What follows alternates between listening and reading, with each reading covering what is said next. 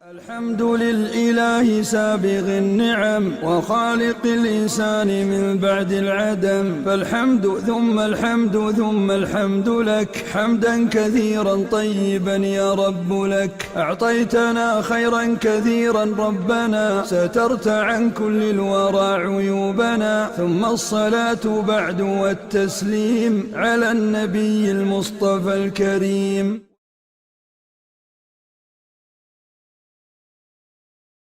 بسم الله الحمد لله والصلاة والسلام على رسول الله وعلى آله وصحبه ومن والاه أما بعد. So this is going to be, inshallah ta'ala, our last halaqah for this year of 2018. And I thought that, inshallah ta'ala, I'll continue what I had done 2 weeks ago or 3 weeks ago when we did the reality of bid'ah. And I went over a number of important categories, a number of issues. So please, for those of you that haven't listened to part 1, this is actually part 2. For those of you that haven't listened to that, please go back and listen to the reality of bid'ah. This is actually a continuation from where we left off, and we're going to be utilizing some of the material from that lecture as well. I'm not going to be going over it again. So today's topic is about essentially celebrations, but in order to understand celebrations, we have to link it to another topic, and that is the topic of imitating the kuffar, Tashabbuh bil kuffar. And that is because one of the main reasons why some of our scholars prohibit certain types of celebrations is because they link it to the issue of imitating the kuffar, and they say that because it is haram to imitate the kuffar, therefore celebrations become haram. So today's topic, even though it's about celebrations and the fiqh of celebrations, because it is so deeply entrenched with the issue of tashabbuh, we also have to briefly talk about that. Obviously, I always make this disclaimer every single time, and I do so because a lot of times, even if you see my comments on Facebook and Twitter and whatnot, a lot of people, they say, oh, you missed this point, you missed that point. I have one lecture, and this topic can easily be many, many lectures. I can't do everything, so I always make this disclaimer. Still doesn't matter, people say I haven't covered this or that. Khair, inshallah. Anyway, so let us begin. Today's topic is a very, very sensitive one that some people get very emotionally charged up about. They have made up their minds. They're firmly entrenched in their opinions. And in reality, they have, whether they understand it or not, linked their identity really with this issue of making something haram, such that when somebody comes along and says, oh, maybe it's not haram, they literally feel as if their identity has now been completely destroyed, as if they are no longer religious or practicing Muslims. And that is why it is difficult to have a dialogue. Even I myself, for many, many, many years, I haven't given, this is the first time I'm actually giving a lecture about this, because I know the backlash that is caused in the minds of some practicing Muslims. I merely ask you to set aside your preconceived notions or prejudices and listen with an open mind, to listen with an iman-filled mind. I'm going to quote you evidences from the Quran and Sunnah. This isn't coming out of far left field. I'll quote you our own ulama, and I will explain to you that, in fact, a very easy argument can be made to defend both positions. Again, it's not as if it's a clear-cut qat'i issue. There are two opinions, as there are usually the case, and the fact of the matter is that in this case, one of the opinions clearly seems to be more rooted in academic knowledge than the other. But inshallah, let us begin with our preliminaries. So, what is Eid? What is a celebration? The word Eid is a noun that comes from the verb aada ya'udu. And Eid signifies two things: a regular return at a time interval and a congregation of people. So Eid is called Eid, our religious Eid is called Eid because it happens every year at the same time and because people gather together at that time. So Eid means to repeat, to come again and again, aada ya'udu, and also ijtima'un nas, people come together. So the reason why our holy festivals are called Eid is because, number one, they occur regularly every day. Every year, the first of Shawwal is going to be our Eid al-Fitr, and the 10th of Dhul Qa'dah is going to be our Eid al-Adha. It's a set in stone every year. And then also what happens on Eid, ijtima'un nas, people come together. It's a celebration. It is something that people do. This is why an Eid is called Eid. And we see and this is the technical term, and we see the linguistic meaning of this in the famous hadith of the Prophet sallallahu alaihi wasallam, which says in Arabic, it's in Sunan Abi Dawood, "La taj'alu qabri 'Eida." لا تجعلوا قبري عيدا. Don't make my qabr an Eid. Don't make my qabr an Eid. Now, this hadith, people easily misunderstand it. The Prophet is saying, don't make my qabr Eid. And a Muslim reads this hadith and says, how could anybody be happy and festive at the qabr of the Prophet ﷺ? When the hadith says, don't make my qabr an Eid, and when you say Eid in the Muslim mind, you think happiness, celebration, sweets, mithai, halwa. It's like, how can the qabr become an Eid? But the linguistic meaning of Eid is not festival per se. Linguistic meaning of Eid is what? To come repetitively, right? To make it a frequent point, to come there. So the Prophet ﷺ is saying, don't make my qabr a regular place of visitation, i.e. Eid.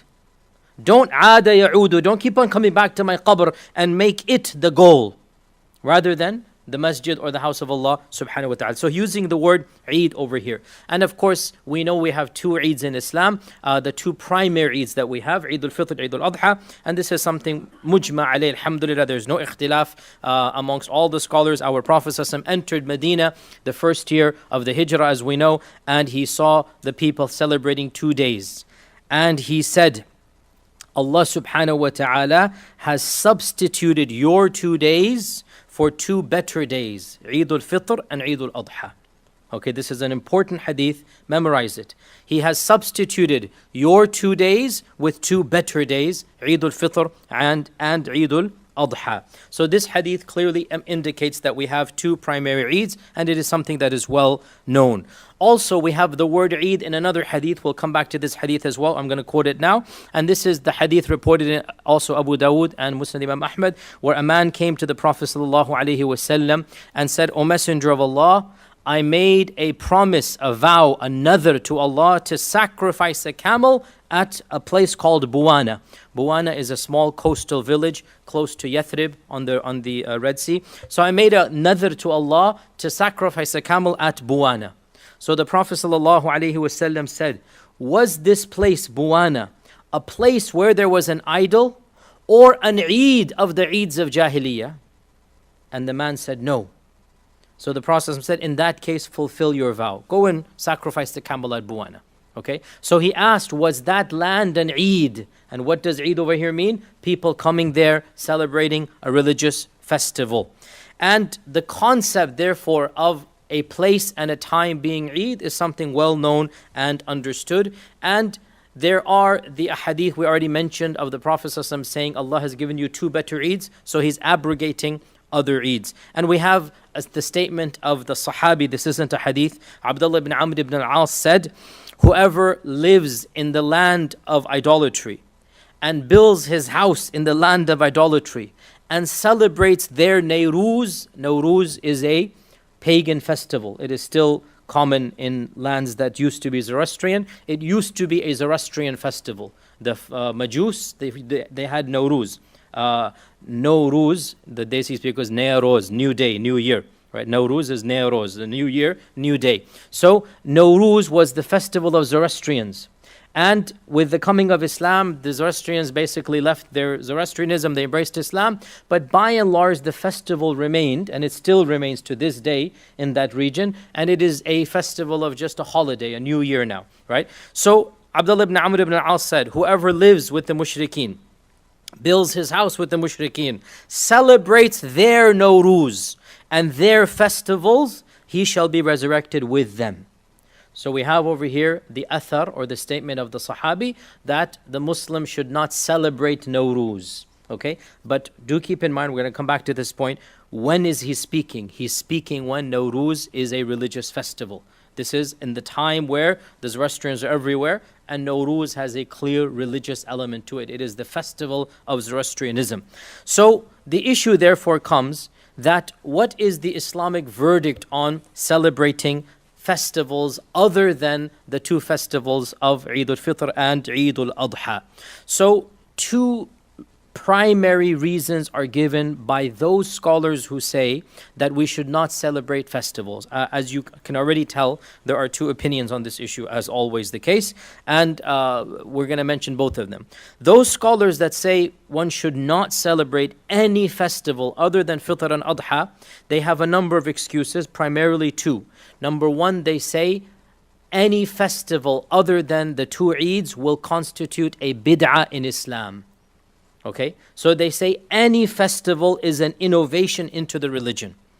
And last halaqah that I gave on bid'ah, we went over the types of bid'ah, the categories of bid'ah, and we explained what is a bid'ah. And we say, and I say very clearly, any festival that is done without the intention of getting Allah's reward cannot be called a bid'ah. A bid'ah has to be in the matter of the religion.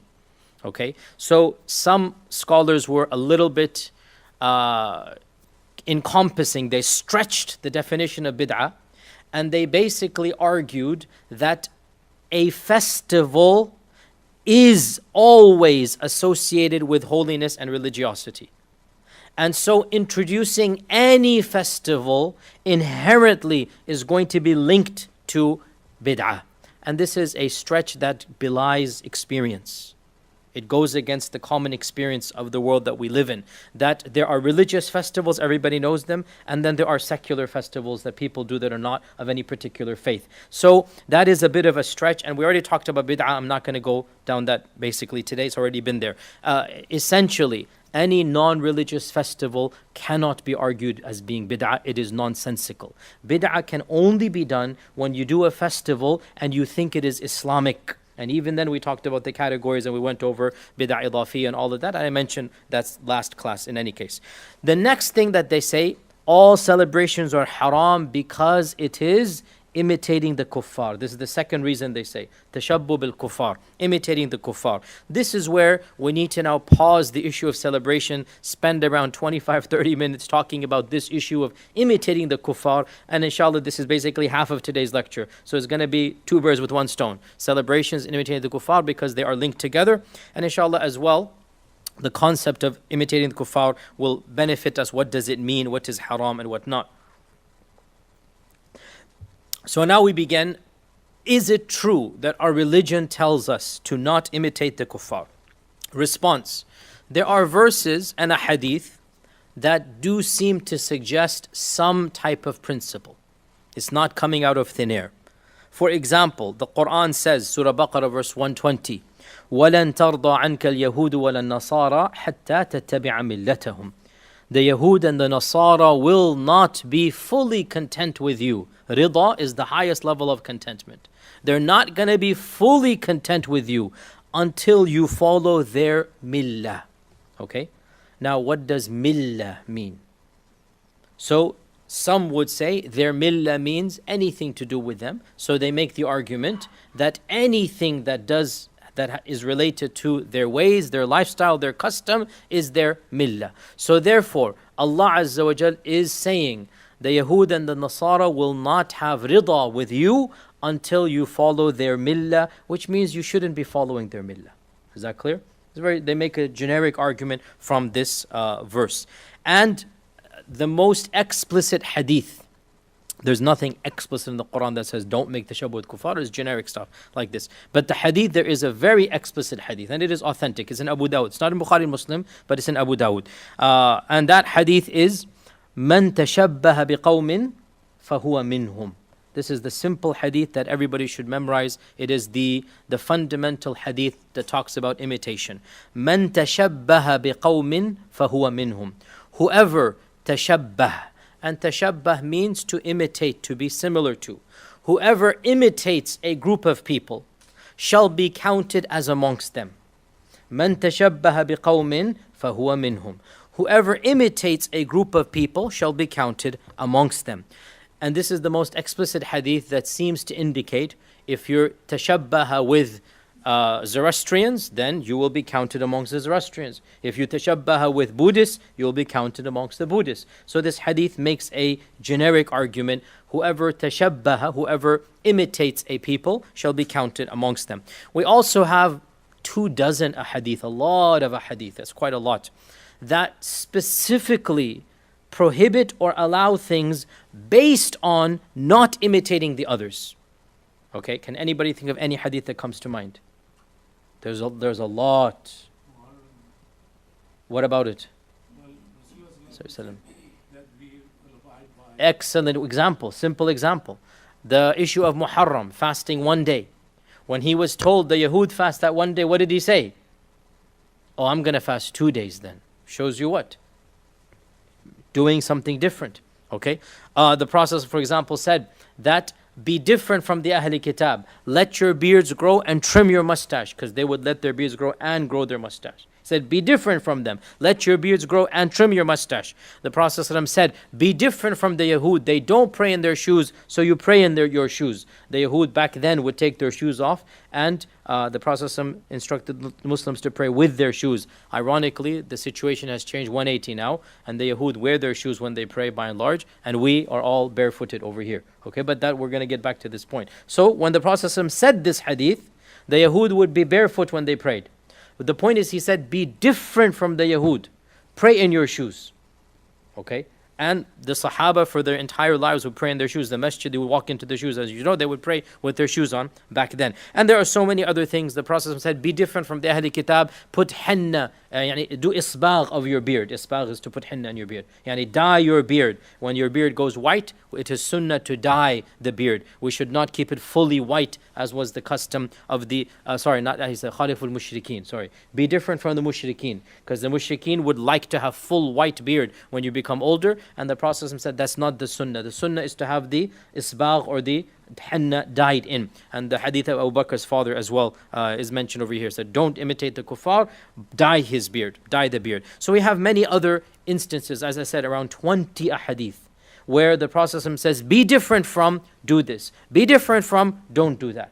So we have a whole bunch of ahadith that clearly say that we should not be following the ways of other peoples. And also we have the hadith in Tirmidhi where the Prophet ﷺ criticized later Muslims, and he said, you are going to follow the ways of those before you, footstep by footstep and inch by inch, so much so that if they enter the lizard hole, you too will enter the lizard hole.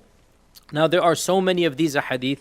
We should also mention one other hadith before we move on, and that is that all of these ahadith came in late Madani time frame, not in Mecca and not in early Medina. And there is a clear reason for this. And Ibn Abbas narrates, Sahih Bukhari, Sahih Muslim, Ibn Abbas narrates that the Prophet ﷺ loved to agree with the Ahli Kitab in all those matters that he was not prohibited from doing so. And so when he migrated to Medina, he parted his hair in the middle like the Ahl Kitab did. This hadith is in Bukhari and Muslim. The Ahl Kitab, the Yahud, had their hair in a certain way, he followed them. Then, at some time in the Madani stage, he began to make mukhalafa. Okay? So this hadith shows us that at one phase of the seerah, in fact the entire Meccan phase and some of the early Madani phase, there was no mukhalafa. There was no command to make no tashabbuh. This came later on. And this is a key point, because our Prophet ﷺ would never have done something that is intrinsically evil. He never drank alcohol. He never worshipped idols. Things that are intrinsically evil, he could never have done. The fact that at some stage he was wanting to copy Ahl Kitab shows that intrinsically it's not at all times, at all places evil. Rather, at certain points something happened. And what was it that happened? Well, I'll just mention it now, and this is what very few scholars point this out. The majority of scholars, they just go with the flow and they just say, oh, mukhalafa. But the fact of the matter is, and some scholars did point out, this switch occurred. And that switch indicates there was a reason. And what is the reason? The reason is the political landscape changed. Islam became dominant and powerful. It became its own civilization. When Islam became its own civilization, then we should set the standard and not follow other standards. When Islam was being persecuted, when Islam was the one that's not at the top at this stage, right? At that stage, it did not make sense to make mukhalafa. It would have been problematic to oppose. And the Prophet ﷺ did not oppose at that time. So the concept and one can also say, by the way, one can also say that at that stage, the Prophet ﷺ wanted to copy the Ahl Kitab because the Ahl Kitab were closer to the truth than the pagans. So by copying the Ahl Kitab, he is still closer to the truth than paganism. Now that Islam has become dominant, he doesn't need to show that anymore at all, and he can now set the standard and move on from that. So the issue of mukhalafatul kuffar, of being different from the kuffar, is one that is, yes, it is something that does exist in our tradition, and that many scholars have written books about it. And perhaps the most famous book ever written, and definitely one of the most thorough books ever written, is the book by Shaykh al-Islam ibn Taymiyyah, which is called Iqtida' Sirat al-Mustaqim li-mukhalafati ashab al-Jahim. Following the Sirat al-Mustaqim by going against the people of Jahim. The title of the book tells you. Following the Sirat al-Mustaqim by making mukhalafa, by being different of the people going to Jahim. Whoever is going to Jahim, we don't want to be like them. We should be other than them, and that's how we're going to be on Sirat al-Mustaqim. Okay, and he establishes in this book, a 2-volume book, it's a nice chunky volumes, 2-volume book. It's a very detailed book. A PhD has been written as well in some university about this. I came across it. And the book is available in Arabic, and a summarized version is somewhere in English, a very summarized version, not the whole book at all. And in this book, he establishes a psychological and theoretical foundation to make the argument that tashabbuh is wrong. Tashabbuh is detrimental to one's iman and to one's faith. And he basically says, I'm summarizing the entire 2 volumes in 3 minutes. He basically says that it is healthy for a community to be associated in each and every way possible, outwardly and inwardly.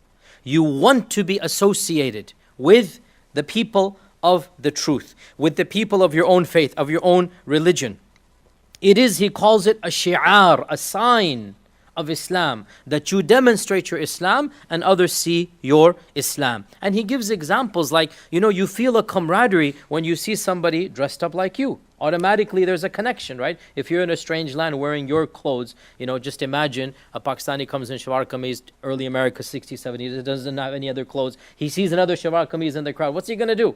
Automatically there's going to be that connection, right? That connection, Ibn Taymiyyah is saying, is good to have for people of Iman. What's wrong with it? If you're Iman and you have other people of Iman, you should strengthen one another in that regard. And he mentions that this is why our dress indicates our internal attitude. Why do we dress up when we go to an event, when we go to an interview? We're not going to go in our pajamas. It indicates something. Why is there a gear or a code of dress for specific things? So the army, the military, why do they dress in a certain manner? When they dress up in those army fatigues, they actually get in the spirit of doing and marching and whatnot. It has an impact, okay? I go scuba all the time. When I dress up in my scuba gear, even if I'm not in the water, I'm just waiting to get into the water.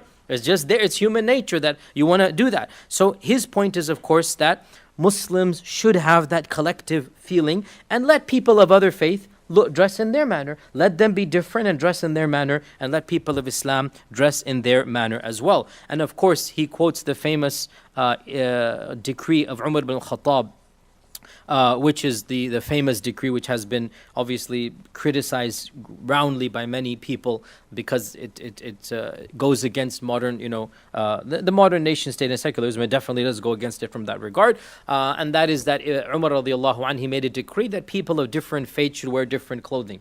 This was in his khilafah. Muslims should dress like this, and it is not allowed for them to wear the clothing of the Ahl Kitab. The Ahl Kitab dress like this, that's their clothing, they shouldn't dress the way Muslims dress. So he made a ruling in this regard, and it is called the ruling of Umar. And he had a long list of issues. And by the way, the ruling of Umar was not universally applied throughout Islam. Okay, it is very clear. Anybody who says to the contrary is simply wrong. The bulk of Islamic history was not applied. Whether you agree with that being valid or not is a separate issue. I'm just saying, as a factual statement, for the majority of the Ummah's existence, civilizations did not enforce these types of codes of conduct, even though, yes, socially it was understood, but there was no enforcement on this. This was something that very rarely took place. But Ibn Taymiyyah quotes this as well. And he then spends 1 volume out of 2 talking about celebrations. Basically, 40% of the book is about celebrations. Even though it's about Tashabbuh, but where does most of the Tashabbuh occur? In these celebrations. And he specifically mentions the Nowruz and the various Christian festivals, and he and of course says that it is not allowed to celebrate them at all. Ibn Taymiyyah, by the way, he makes a very interesting tidbit. He just mentions it and then moves on, and it shows you that his argument is much more nuanced than many of his later followers make out. He says that these laws are contextual, Ibn Taymiyyah says, and he says that at some times and some places tashabbuh with kuffar becomes mubah, or maybe even wajib or mustahab. This is Ibn Taymiyyah, who has 2 volumes against tashabbuh. He just has 1 paragraph and then moves on. But it is that 1 paragraph that interests us. And he mentions at some times, at some occasions, tashabbuh might be mubah, might even be mustahab, maybe even it is wajib. And he gives only 3 or 4 examples and then he moves on, because that's not the purpose of his book. And of the examples he gives, for example, if a Muslim is living in Dar al-Kufr or Dar al-Harb, and it is going to cause an issue for him to dress differently, in that case, it becomes mustahab to dress like the people. This is Ibn Taymiyyah, who overall was very strict that Muslims should have their dress code. But see, here's the problem, and I've said this many times before, that many of the followers of Ibn Taymiyyah, they actually tarnish the image of Ibn Taymiyyah.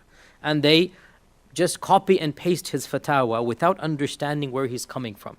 Ibn Taymiyyah is writing in Damascus of 700 Hijrah. He is writing when there is a powerful Mamluk civilization. He is writing when there is izzah and glory, when 90% of the city is going to be Muslim. It's a very different time and place. And for his followers to copy and paste snippets and then apply them in modern secular humanistic democracies in a very different time and place, this is simply wrong. And that is one of my main arguments in today's lecture. That some of these fatwa might be valid when they were uttered, by whom they were uttered.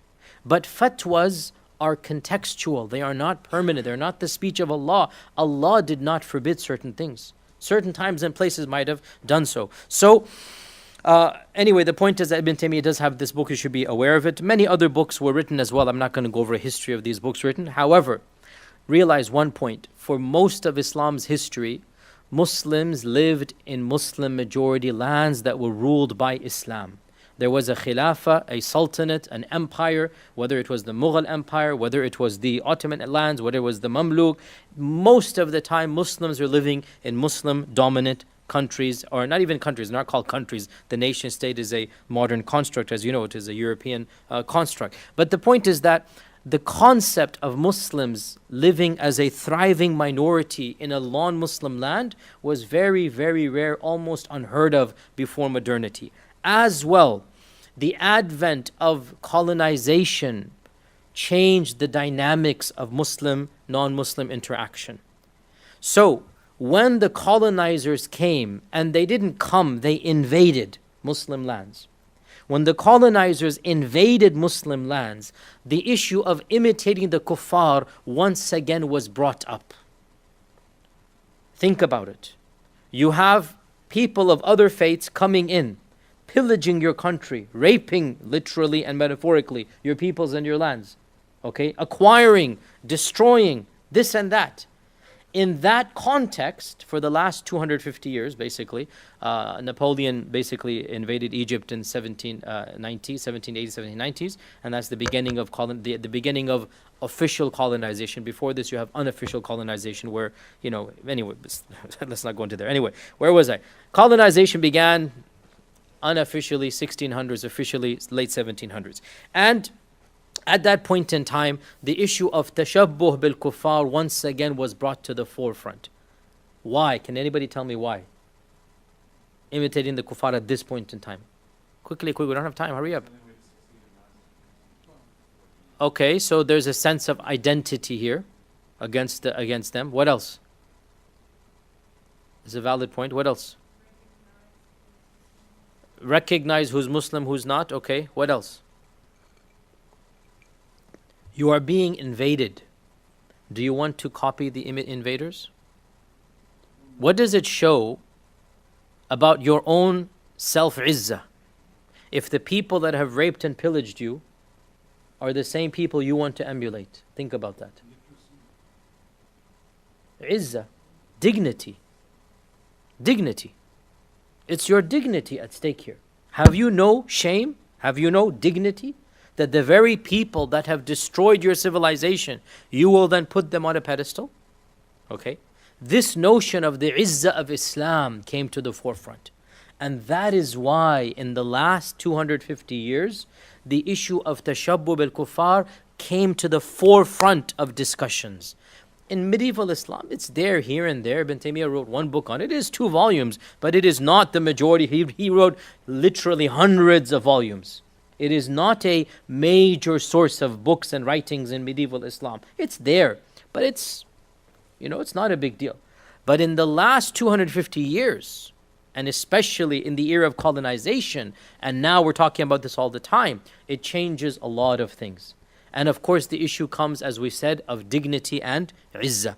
And this is across. So this isn't just an Ibn Taymiyyah or a Salafi issue. This transcends any one trend. So for example, the famous African scholar Uthman Dan Fodio, who died in 1817. Uthman Dan Fodio was a great alim from Africa, from the Fulani tribe, and he founded the Sokoto Empire. And the Sokoto Empire was a magnificent empire in Africa that was lasting for 200 something years. And he fought his empire, not him himself, fought against the British and this. I mean, there's a very amazing legacy of the Sokoto Empire. The founder is Uthman Dan Fodio, and he's writing at a time when the British are invading and they're colonizing and they're doing their things, whatnot. He writes a treatise called تحذير أهل الإيمان من تشبه بأهل الكفار والعصيان, warning the people of Iman from imitating the kuffar and the evil people. Another warning book. And he, at this stage, he writes that Muslims should not be dressing in the style of the colonizers, of the people that are basically taking us over. And of course it makes complete sense. I mean, these are the people that are literally killing you, literally. And you're going to abandon your culture and abandon your people and a sense of inferiority complex, and you're going to dress like them. Okay? Makes completely sense. And of course, Uthman Dan Fodio, as we said, is not just any one trend of Islam. He's a Maliki scholar of the Ash'ari school of theology, a Qadhi Sufi, and he's writing in a way that very much allies with Ibn Taymiyyah. Very much. It's really the same spirit. And it's not just Maliki, Qadri, Ash'ari. In India, when the British came, again, there was a very strong movement to oppose the British in everything that the British had to do. This was something that was very well known, and in particular the Deoband school, and of course our Indian brothers all know the Deoband school, and we should all understand that the Deobandi school is a direct reaction to the British invasion. The Deoband Madrasa was founded after the mutiny of 1857. Literally, it is literally caused by the collapse of the Mughal Empire. So the Deobandi tradition overall, and I say this with respect, I am not Deobandi, so it's awkward whenever I talk about another tradition, but I'm equally critical of all and respectful of all now, inshallah, no big deal. Point is that one needs to understand what is the mindset of the Deobandi tradition. The Deoband is being established literally after the British have kicked out and exiled the last Mughal emperor. And the beautiful dynasty of Islamic India has collapsed. and the British have now taken over completely. What do you think is going to be the mindset of the ulama? It's going to be a very closed, very angry with the British. Of course they're going to be angry with the British. Of course there's going to be this somewhat of a self-izzah mentality, like I'm not going to do anything with the British. And so many fatwas were given at the time that it is haram, impermissible to dress like the British, act like the British, eat like the British, learn the British language, go to British schools. And why should they not give such a fatwa? You understand that this is now a sense of we are Muslims. They have come and taken us over. And so fatwas were given.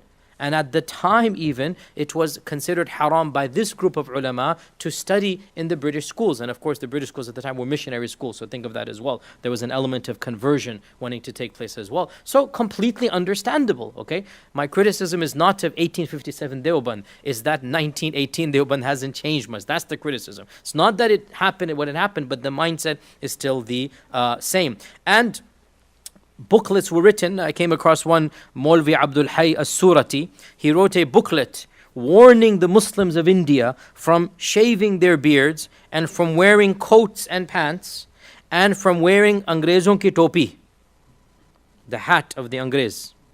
Okay, this is something he said is haram, to wear the hat of the British. You should wear the Muslim topi and not Angrezon ki topi. Okay, not the hat of the British. And again, I mean, this was written 150 years ago, more than that. Of course, put yourself in the shoes of Indian Muslims. Why would you give up your land, your civilization, your culture, and want to emulate a group of people that have destroyed the Mughal empire? Think about that. Makes 110% sense. And this guy, of course, is a Hanafi, Deobandi, whatnot. He's not some, and the reason I say that because some people say, oh, this is just a Salafi thing, the imitation of the kuffar. No, it's universal in Islam. And another last example, when Ataturk came along, this enemy of Islam, he came along, he abolished the caliphate, and he forbade Muslims from wearing their Islamic headgear. And he mandated in the 1923 or 4, he mandated all men must wear English hats. Because, in that day, Westerners all wore their hats. This is well known. I mean, you look up any black and white movie, any Western movie, why are they wearing hats? It was the custom of the day to wear that cap. So Ataturk, you should know this, Ataturk legislated that every Turkish male must wear European hat. What do you think the ulama are going to say? Tell me. Haram. It's haram. We are Turks. We have who are you to come and tell us to wear? And so a certain Haji Atif Khoja, he wrote a pamphlet in which he claimed that wearing such a hat is a sign of the one who is morally bankrupt. No iman, no taqwa. So the hat becomes the sign of moral bankruptcy. And you know what? I agree with that for the time and place. Very legitimate fatwa, complete, makes sense. Okay? And by the way, he himself in Haji Atif Khoja, he writes in his pamphlet that he is one of the few that mentions that the Prophet ﷺ, he was the one who initially he wanted to copy the Ahli Kitab. Then when the power balance shifted in the favor of Islam, then he wanted to be different from the Ahli Kitab. What he's implying is that the Ataturk is doing the opposite. That the power balance is the opposite now. Now you have an inferiority complex and you want to do the other way. And so we have these types of treatises written in Egypt, in Damascus, in India, in Istanbul, and it makes complete sense. But the issue we need to ask ourselves is it Islamic to copy and paste those fatwas from those times and places and then put them and bring them into our time and place? Once upon a time, dressing like a European was something that only Europeans did. No Muslim dressed like that.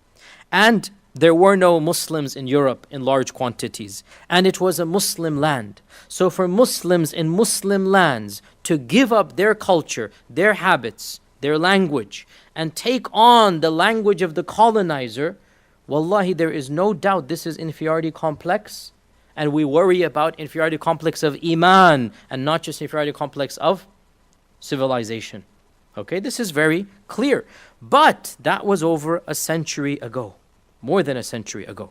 And since that time and place, obviously, much has changed. Much has changed.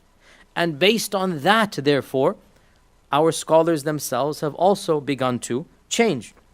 Realize that it wasn't just coats and hats. Fatwas were given at the time, believe it or not, that wearing watches was haram too, because it was not something that Muslims did. Okay? Fatwas are given of many different natures in this regard. But as we said, one needs to understand at that time and place, to do something different from your people indicated something.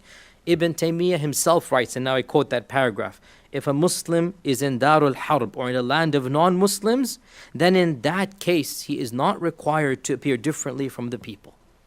And then he mentions reasons and whatnot. And this is something that again was understood. The famous Egyptian scholar Muhammad Abdu as well. He was asked more than 100 years ago, Muslims in South Africa, because South African Muslims, I spoke about them a few months ago as well. Muslims from South Africa, they were wearing the European style hat. And he was asked this fatwa, is it halal to wear the European style hat in South Africa? And he gave the fatwa that it is permissible for them to do that because it shields them from the sun, because the situation is different, etc., etc. Now, we see therefore that we do have these rules of not imitating the kuffar, but looking at the text and the context, we can derive 4 principles, okay? And these are the 4 principles that I will use before I move on to the final point, which is the issue of celebrations. Firstly, the primary prohibition of imitating the kuffar deals with rites of worship and religious festivals. Therefore, anything that is religious of another religion, the default is that it is haram. Any ritual, any worship that they do, any festival that they do, if a person does the religious ritual that is unique to that ritual, there is no doubt they have fallen into haram. And if they do it thinking Allah will reward them, then it is haram and bid'ah. If they do it from a religion's perspective, it is haram and bid'ah. And if you now go back to those 20 ahadith I mentioned, almost all of them deal with specific rituals.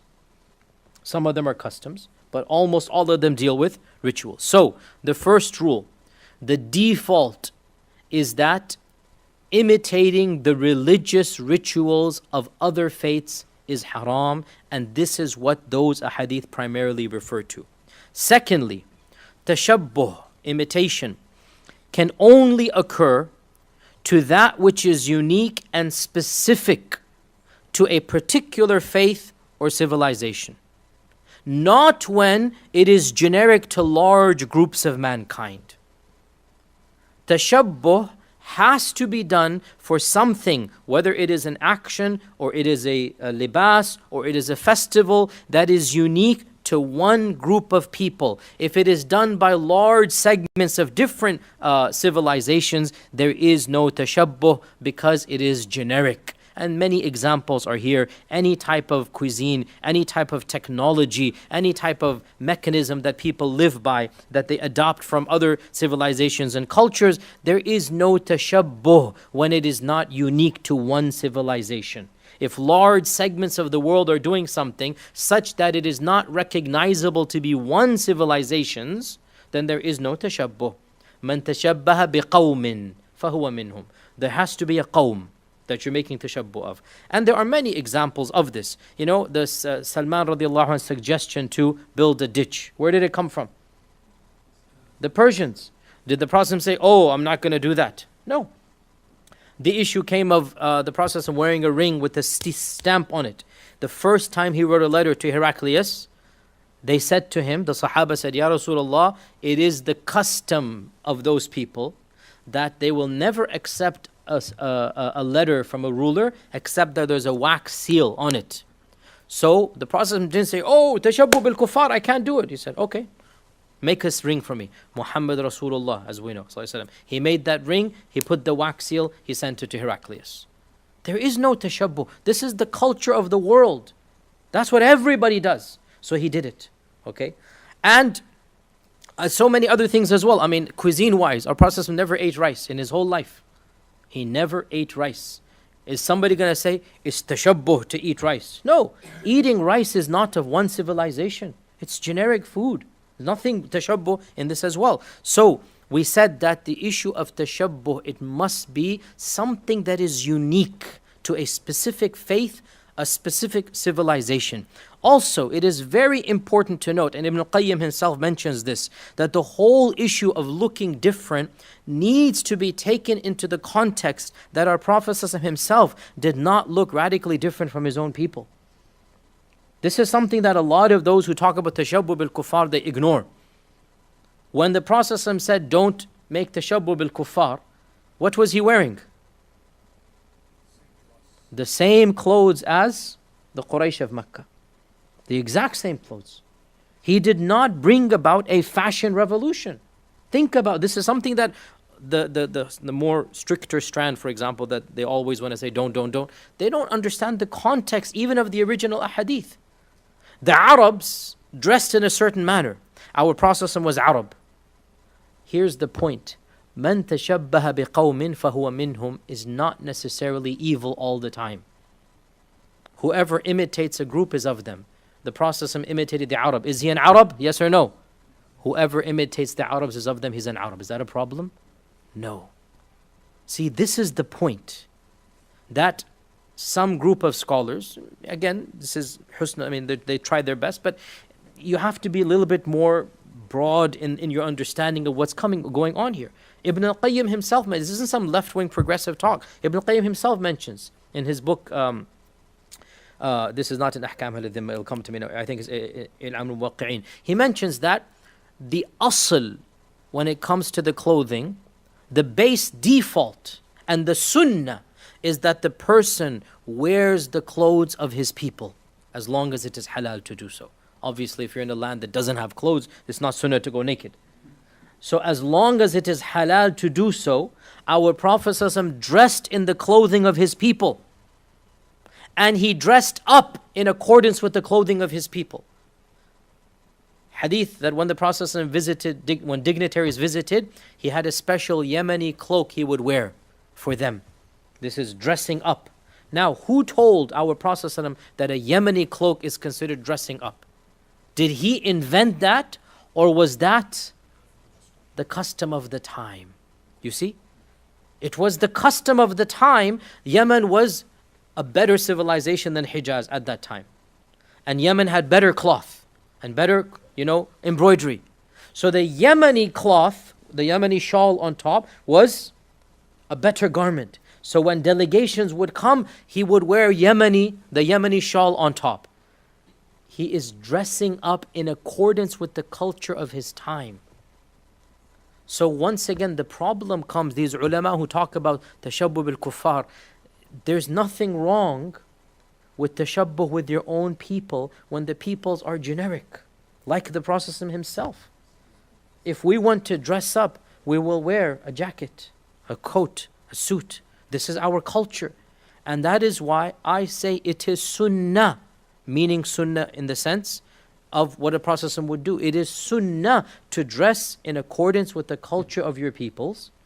And it is a problem that some of our ulama make it something embedded in the minds of the people that anybody who dresses like this cannot be a person of knowledge.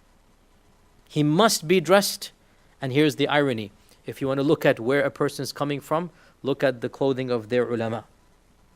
So people of certain persuasion will dress in the kurta, shalwar, white with the turban, and they go back to 1700 India, and that's the sunnah for them.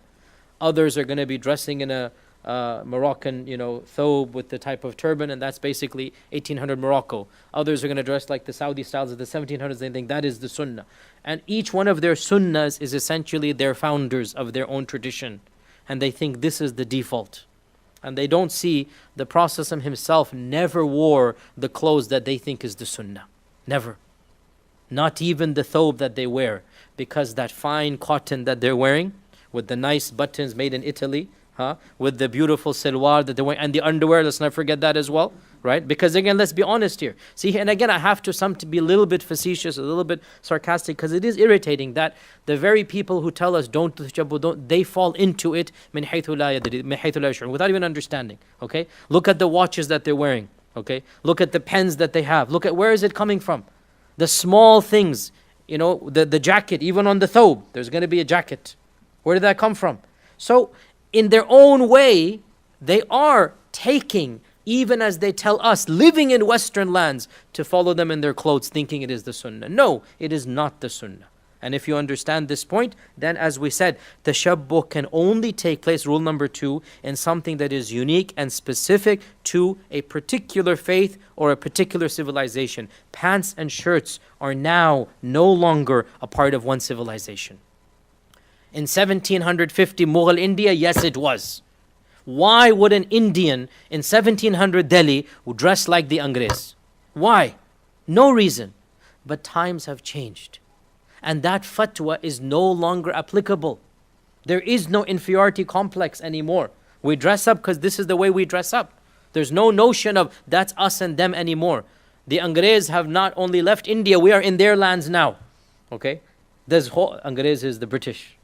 The Angrez are no longer in India, well, indirectly at least, but they're not directly in India. We are now in their lands. Whole situation has changed. So this is the second rule. The third rule here is that there is no tashabbuh without an intention for tashabbuh. You cannot have tashabbuh without wanting to have tashabbuh. In other words, something that's just happening, something that you just do, can never be tashabbuh. How?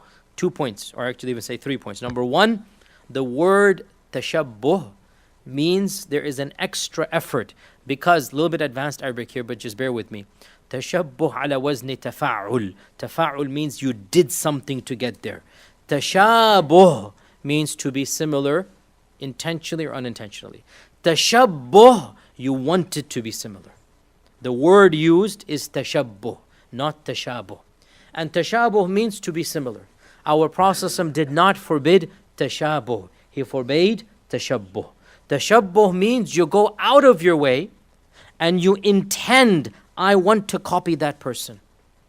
Anything that you do just because you're doing it, because everybody's doing it, that's not tashabbuh.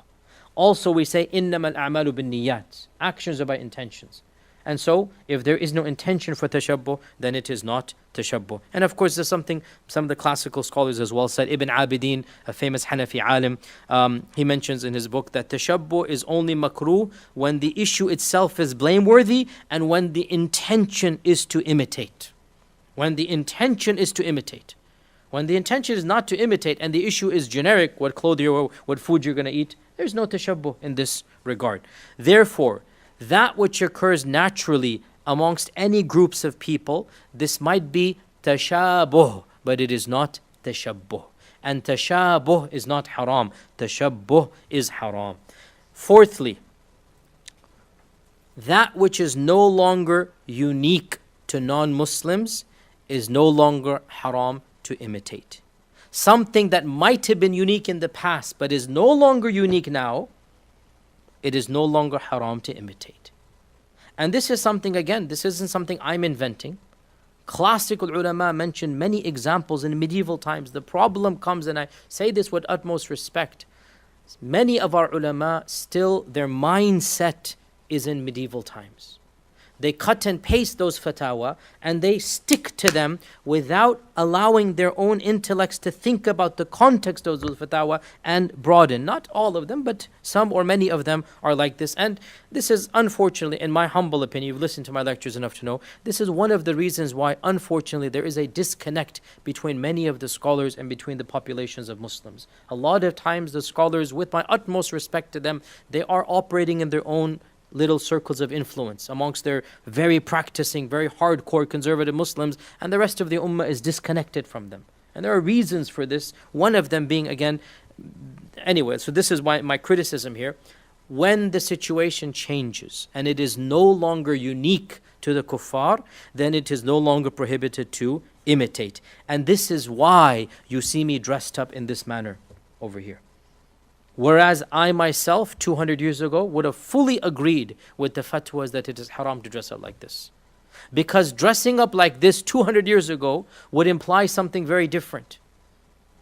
In India, in Ottoman Turkey, in Damascus. Whereas now, times and places have changed. And again, this isn't anything new. For example, there are many athar of the Sahaba. Some even say there's a da'if hadith, but there are athar of the Sahaba. There are definitely, statements where wearing a certain type of cap, which is called a tayalisa, was considered to be something not good to do. However, this tayalisa cap was worn by the Jews of a certain place. However, and it resembles the type of, frankly, the shimagh that some of the Saudis wear these days, something similar to that. Okay, and many other cultures wear. Okay, it resembles like that. But the tayalisa was considered to be forbidden or makruh by many of the classical ulama, the first 2-3 generations, because it was something the Yahud did.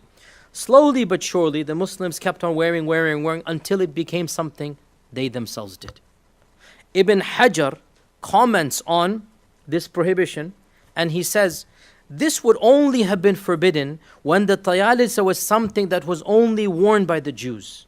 But that is no longer the case now, so it is permissible to wear it.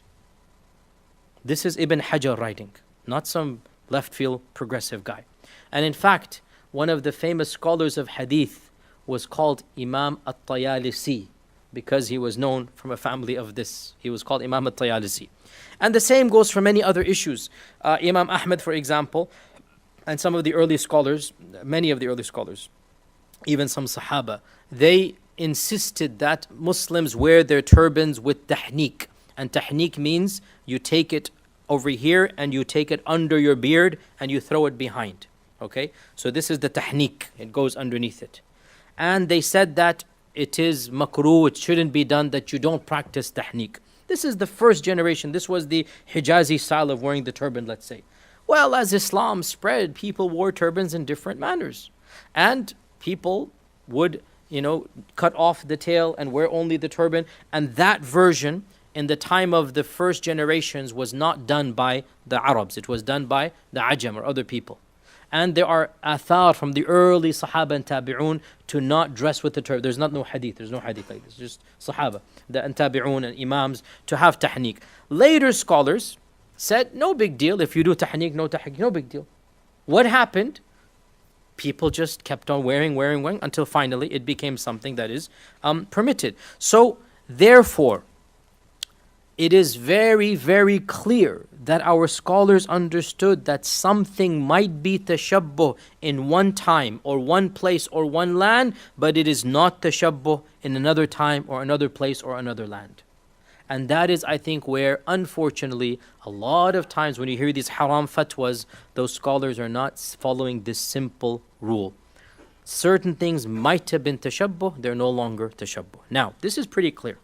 But let's get to the final issue before we get to the actual, we haven't even done the Eids yet. We're going to do that in a while, inshallah. Don't worry, we'll get it done today, inshallah. Let's get to the final issue. We talked about a culture ceasing to be unique to non-Muslims, like the libas.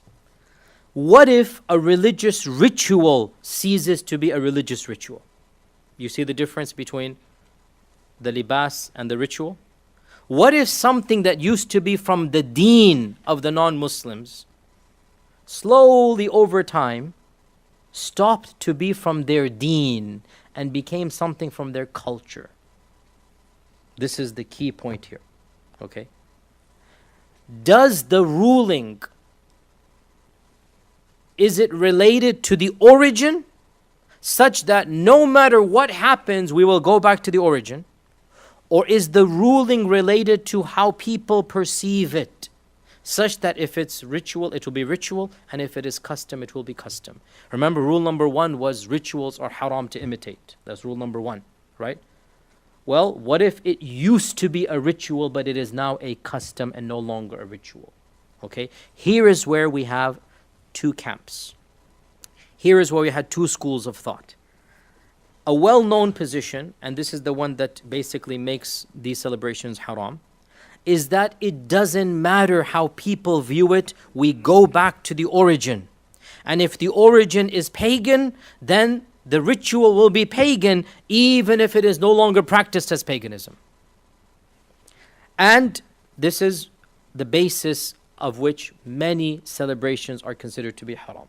And you will read this in any fatwa that makes it haram. They will go back to its origin. They'll look up some book. A lot of times it's not even true. Sometimes it might be true. It's irrelevant whether it's true or not. But the point is that the tahrim is based on its origin. And they say, what is the origin of birthdays? What is the origin of Nowruz? What is the origin of New Year's? What is the origin of this and that? And they will go and link it to something pagan. The famous fatwa you've all heard of, what is the origin of the ties? Even though this is a myth, the origin of the ties is not the cross, but still, the fatwa was given, and so it's still common in our days to hear it. The ties used to be a Christian symbol, and therefore it is haram because the origin is a Christian symbol. So they will link it to the origin. However, I respectfully disagree with that, and I say that it is very clear looking at the Sharia and at lived realities, and I'll explain. It is very clear, and in my mind, personally, it is crystal clear, and this is the position of, frankly, the majority of scholars of the world beyond one strand of Islam. There's one strand that is very hardcore on this, but the majority of scholars of the world beyond that strand, they don't view it this way. They say that what is considered to be a custom is a custom regardless of its origin being a ritual. You look at the niyyah, إِنَّمَا الْأَعْمَالُ بِالنِّيَّاتِ. You look at the niyyah, and they actually bring the evidence of the hadith of Buwana. Remember the slaughter of the camel? They bring that back. There's an interesting point here.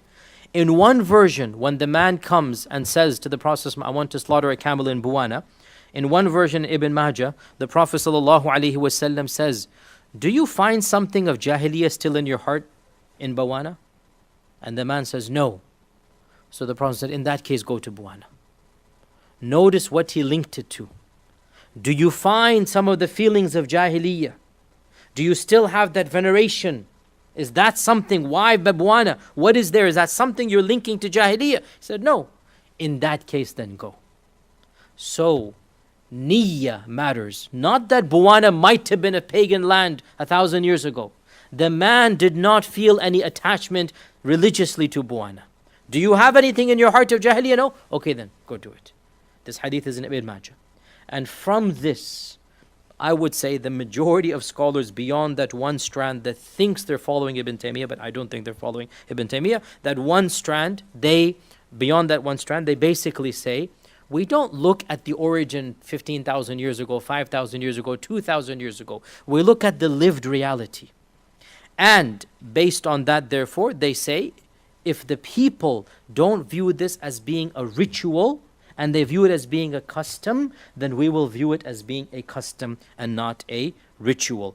And this is, I would say, the lived experiential reality of human beings. Let us look at the issue of birthdays. Who in the world celebrates a birthday thinking of some type of paganism? Nobody. Even pagans who do pagan stuff don't do birthdays with the niyyah of paganism. They go to the woods and do whatever they do. They don't do birthdays. Rituals of paganism are gone. By the way, I don't even know if it is true, because to be brutally honest, a lot of times these fatwas, they find hodgepodge type of things and they bring them in. Academic studies need to be done that are a little bit more thorough. Is it really something that is 100% solely coming out of paganism? But even if it is, it doesn't change the fact that it is no longer done. So those scholars who say, let's look at the origin, they will also say, for example, you cannot buy Nike. Nike is haram. It's a well-known fatwa. Why is Nike haram according to this group? Because the guy who made Nike, where's the Nike guy who works here? Where's our Nike guy? He's not here? Huh? We have 3 people from Nike in our masjid, mashallah. Did you not know that? You should get free Nike gifts, alhamdulillah, as well. If you know them well, they'll give you a free Nike shoe. Give them your shoe size. So they say Nike is haram. Why is Nike haram? Because that swoosh is the symbol of, what is the symbol of? Which one? You're the Nike guy. Yeah, see here we have the Nike guy, okay? No, don't worry. I'm not going to say it's haram. Don't worry. You can raise your hand. You should know the symbol of your own company. It is the Greek god of victory. It is the Greek god of victory.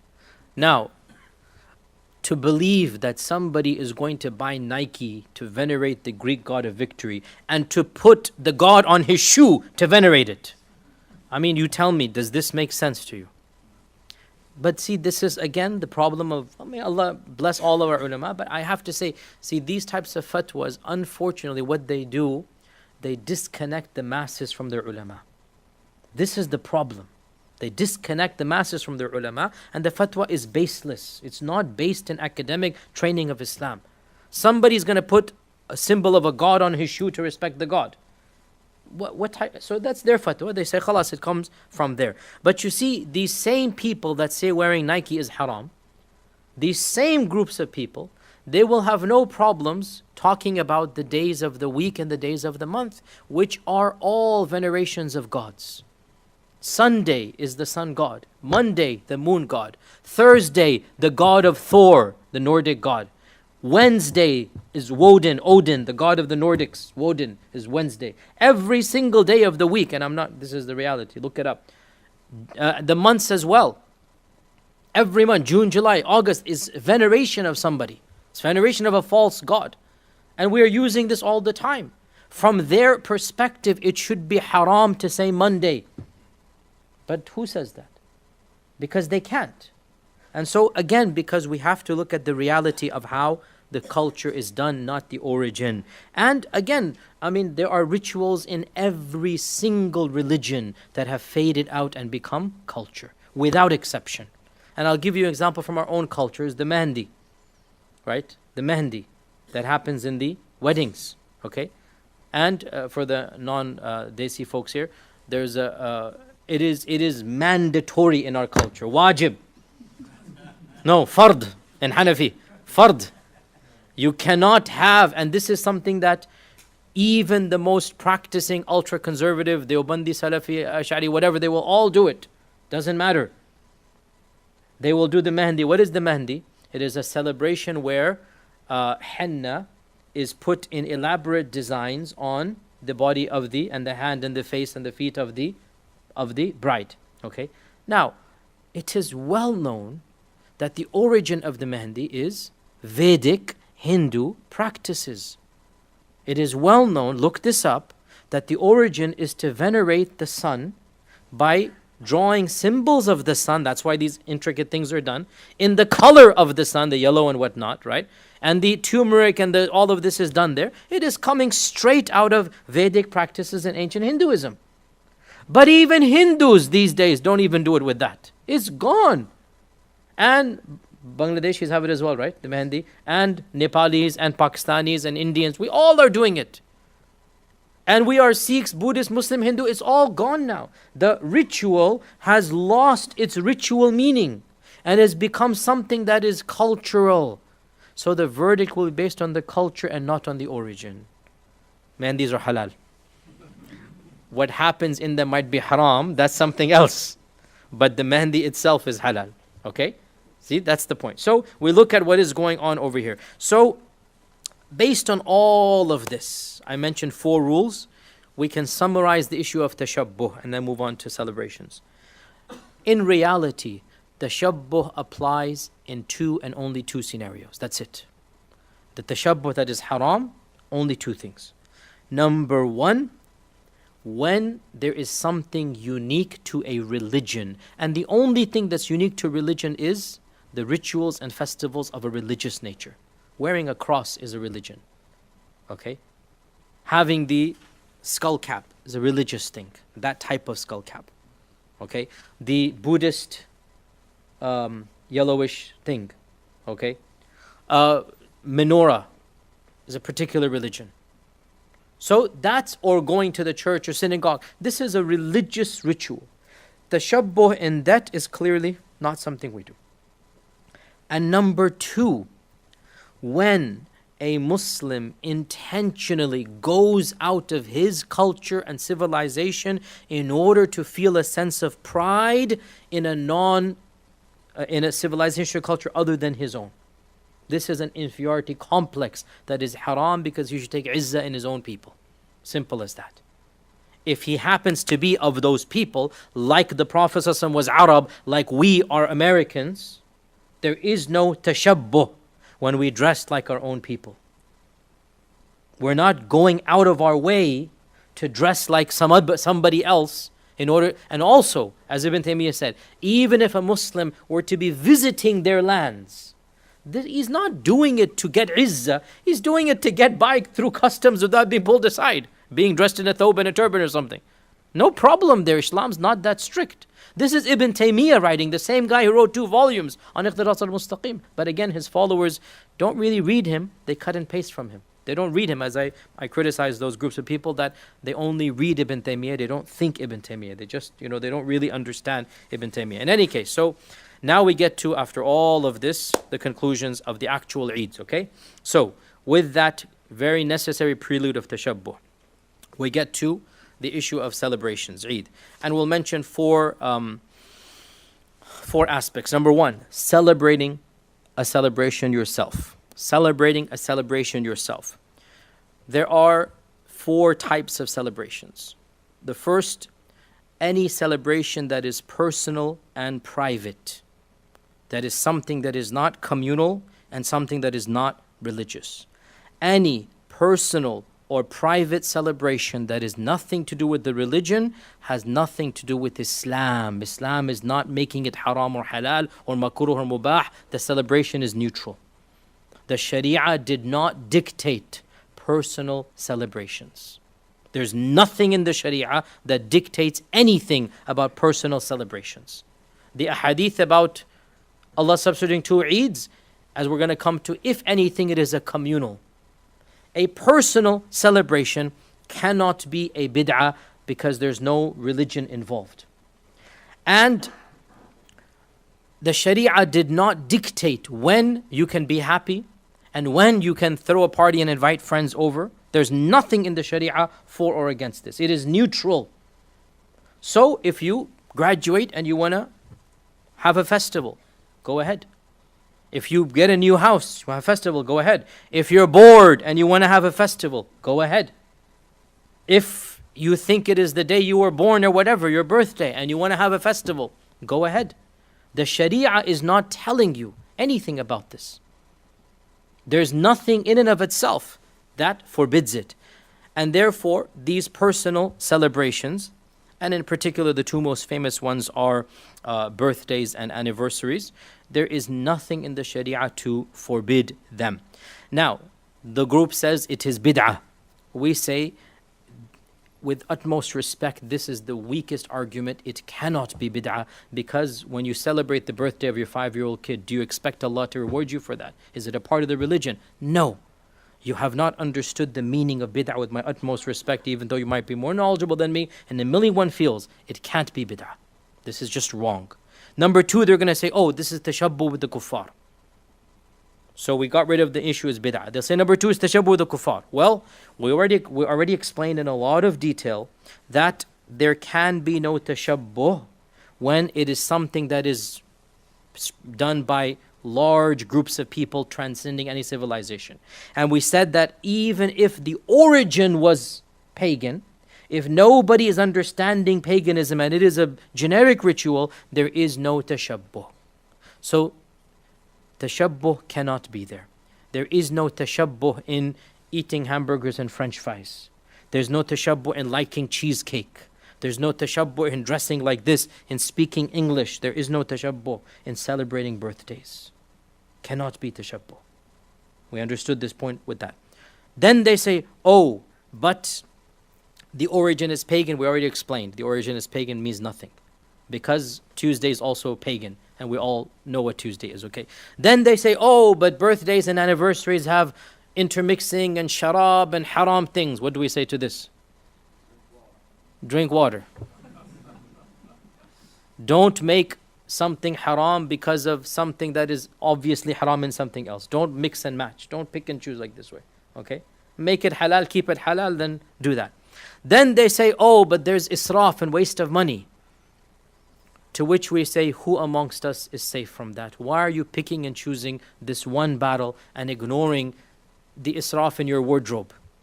The israf in going out to restaurants, the israf in this and that, and then you want to prohibit the 5-year-old birthday, 5-year-old child's birthday, and say this is israf. Be fair. Birthdays are halal because there's nothing to make them haram. Is that clear? The default, everything is halal. You have to prove it's haram. And anything they throw at you, and I've been saying this for more than a decade, it's nothing new you're hearing from me, but because people are so sensitive in this regard, it cannot be tashabbuh. And it's ironic, you're speaking to me in English, wearing pant and shirt, living in America, and you're talking about birthdays being tashabbuh. Again, think about this. It's not tashabbuh. It's a generic thing that everybody is doing. It's nothing to do with any paganism. On top of this, certain types of these celebrations can actually bring a positive goal that the Sharia wants: love between families. Anniversaries are of the most easiest ways to win your wife's heart back, mashallah, tabarakallah. Please don't forget your anniversaries, right? I say it is sunnah, meaning not sunnah like sunnah here, meaning the goals of the Sharia sunnah, not the Prophet sunnah, obviously. It is of the goals of the Sharia to celebrate your anniversary. Quote me on that, no problem. It is of the goals of the Sharia to celebrate your anniversary. Why not? Of the goals of the Sharia to bring love between a couple. And Allah created women that way. They love these dates. Us, we don't even think about the dates. That's the problem, right? Make sure you put the date in your calendar 10 times. Like, put it right now, like whatever is your anniversary, make there. And then, surprise, go out, have a nice party, do something halal, obviously, no sharab. Just drink some grape juice, no problem. Keep it halal. But celebrate, why not? What is wrong? How can the Sharia forbid a celebration between a husband and wife that will increase their love? Think about, again, those ulama that make it haram based on what? So, we say all of this is completely, there's no basis to make it haram. طيب. We talked about the 4 types of celebration. Number 1, personal celebrations. Number 2, celebrations that are of a communal nature but are non-religious. 4th of July or national days in Muslim lands or whatnot. So, a group of scholars say that it is haram, again, as we said. And they quote the hadith, Allah has given you 2 days better than those 2 days. I understand where they're coming from, and frankly, let me be frank here. When it comes to joint communal civilizational holidays, they have a better point because the hadith can be understood to apply to communal holidays. The hadith of Allah has given you 2 Eids better than those 2 Eids cannot be used for birthdays because it's not an Eid where people come together. It's your personal house. Or your whatever. You get my. It's not a communal holiday, which is an Eid. It's not the gathering of people. It's the gathering of your friends. A national, secular day, I can understand the argument. Nonetheless, and therefore some ulama say haram, other ulama say makruh, and that makes sense to me. And yet others say that in and of itself, as long as there's no religion involved, it cannot be bid'ah because there's no religion, right? And if it is done for any other goal or whatnot, it becomes mubah or whatnot, or maybe even makruh. But the point is, to argue that it is haram is simply a big word. Where did you get haram from? Even the hadith, Allah has substituted your 2 days for 2 better days, does not indicate tahrim. Substitution does not indicate tahrim. If the Prophet had wanted to, he could have said very easily, Allah has forbidden any Eids other than our 2 Eids. And that would have, in that wording, we could have forbidden any national secular holiday. That wording, but he didn't. He talked about 2 religious festivals of Jahiliyyah, and he said those 2 religious festivals, get rid of them. And Allah has given you 2 better religious festivals. So religious festivals, we already agreed, we're going to come to this as well. So bottom line, generic. And by the way, we're talking about you celebrating, meaning you doing it. If you are the president of the country, should you endorse a secular? This is what we're talking about. We're going to come to number 2, which is attending. We don't do the 4th of July. We are witnessing. There's a difference between the two. We don't do Thanksgiving. We're witnessing. There's a difference. We're talking about you instituting that. Maybe it's makruh. Maybe it's mubah. Definitely not haram. And definitely not wajib. Okay? We can eliminate those 2. Makruh to mubah is where I would say a secular holiday, you instituting it. Okay? Number 3, a holiday that is uniquely religious. Here we have no problem saying this is where the Sharia says no. We do not celebrate Diwali. We do not celebrate a festival to another god. And we do not celebrate Christmas as Muslims. We do not institute those celebrations. We don't bring the tree into our house and hang. We don't do that. It's not our religion to do that. That's what they do. We have ours. So clearly that's religious celebrations. It is haram. Number 4 is a celebration that is in between 2 and 3. That's the problem. Okay? Or 1 and 3. Little bit of this, little bit of that. Such as Thanksgiving, such as Halloween. It's not clear-cut secular, 4th of July. And it's not clear-cut, well, I said Thanksgiving, sorry, let me take that back. Thanksgiving, I would say is secular, sorry, let me take that back.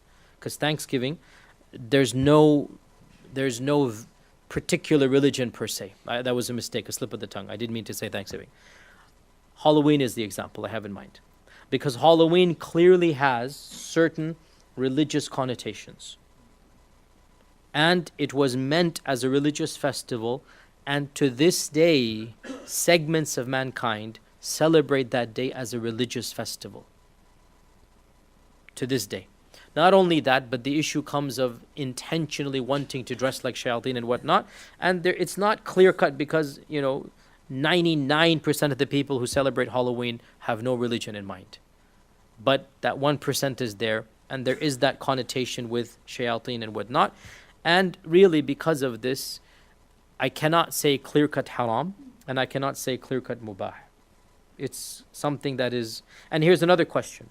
We gave the example of Halloween, but in some lands, and I predict in America even in 50 years, Halloween might become a secular festival. When it does, there is no question that the ruling will be based upon how people perceive it and not how its origins were. But right now, Christmas is a religious festival. Right now, by and large, still in America, by the way. I mean, Europe is different. Some places of Europe is already becoming secular. Okay. Huh? Oh, no, I meant Christmas. Sorry. Take that back. Christmas, I meant Christmas. Christmas is category 3. In 50 years, Christmas might become category 2, is what I meant to say. Scrap that. Rewind. I was saying that right now, Halloween is category 4, Christmas is category 3. Is that clear? Category 3 is pure religion, 4 is vague. Maybe in 50 years, Christmas might become another category. That's what I'm saying. When it does, then the ruling will be based upon that. If a time comes when Christmas no longer has anything to do with the birth of Jesus Christ, just like the Mehndi no longer celebrates the sun. Our sisters did not even know until I said to them that this is celebrating the sun god. Didn't even know it. And I know some of them are going to feel guilty when they do it, but they don't need to feel guilty. Nothing to feel guilty about. It's no big deal. So if Christmas were to leave all Christian connotations, and it seems like that's heading that way, then at that time the verdict will be different for Christmas. And in the interim, there's going to be a gray area that we are currently seeing. So this is the first thing, you celebrating. The second thing, you attending the celebration, you witnessing the celebration. This is much more easier because you are not doing it, you are seeing it. And attending, so we're talking about now only religious, because we already said personal, private, nothing of the Sharia. Going to birthday parties, nothing wrong with this. Nothing, the Sharia has nothing to do with that. Unless the haram is going on there, then it's to do with the haram, not with the birthday party. So we're talking about attending religious festivals. Now, there are a number of athar of the tabi'un and the salaf that discouraged attending festivals. And they even interpreted a verse of the Quran, وَالَّذِينَ لَا يَشْهَدُونَ الزُّورَ. They don't attend religious festivals. And there's no question that Muslims should not be going to holy sites and participating in rituals of other faith traditions. There is no question about this. We do not go to the Ganges River. Disgusting, things happen there, as we know. They burn bodies and they leave them there. It's filth for us, najis, and that thing is not very clean. We do not go and dip ourselves thinking it's going to be holy, do we? We don't do that. Okay? We don't go to a temple and give puja to the gods. A'udhu billah. So to go on their holy day, of course, is not going to be something we do. So that's very clear. We do not go to the festival locations. However, how about going to family festivals that are meant to be reminiscent of the religious one. Going to a church on Christmas to celebrate, the festival religiously is not the same as going to a family's house that is having a family event, okay? Not the same thing. How about going to that family event? There is no question that Muslims should not institute these festivals in their houses. We said this. And generally speaking, we should avoid these types of festivals even on a private scale because they are primarily religious still.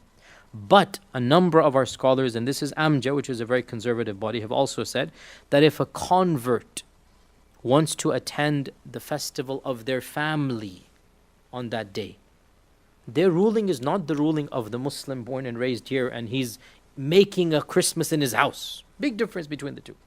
A convert, that's the one day of the year their whole family comes together, right? Your second cousin and your third aunt twice removed and your Matilda aunt, whatever they come, that's the one day of the year. They're all going to come from across the country and they're going to sit together and you're the only Muslim. What a great opportunity to be yourself and show them who you are.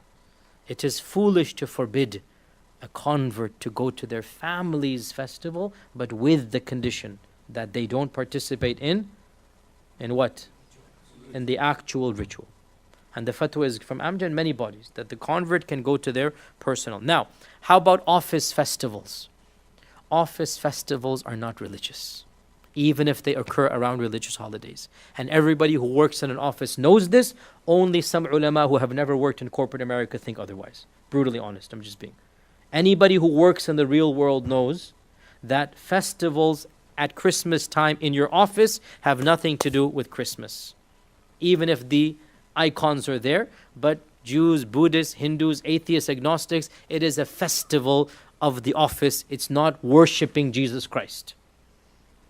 So there's nothing wrong with you being in that environment, and there are no rituals. It's not even allowed in America for them to have rituals on the employees over there. You can actually, cause them into trouble. So no problem being a part of a generic festival that happens to coincide with their one that is not religious. Is that clear?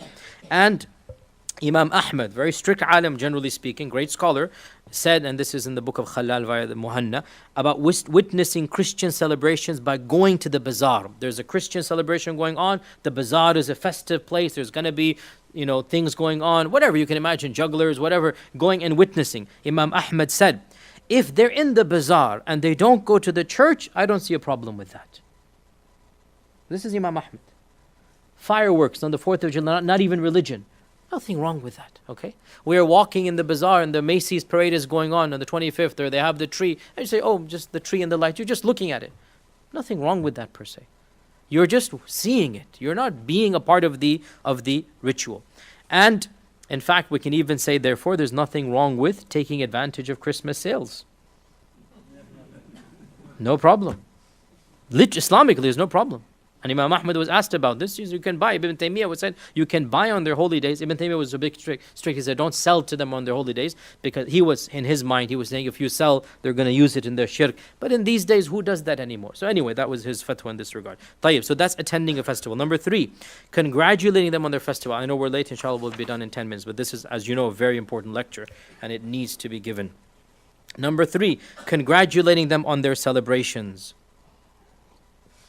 There's nothing explicit from the Quran and Sunnah or any of the 4 Imams that allows or forbids congratulating them on their celebrations.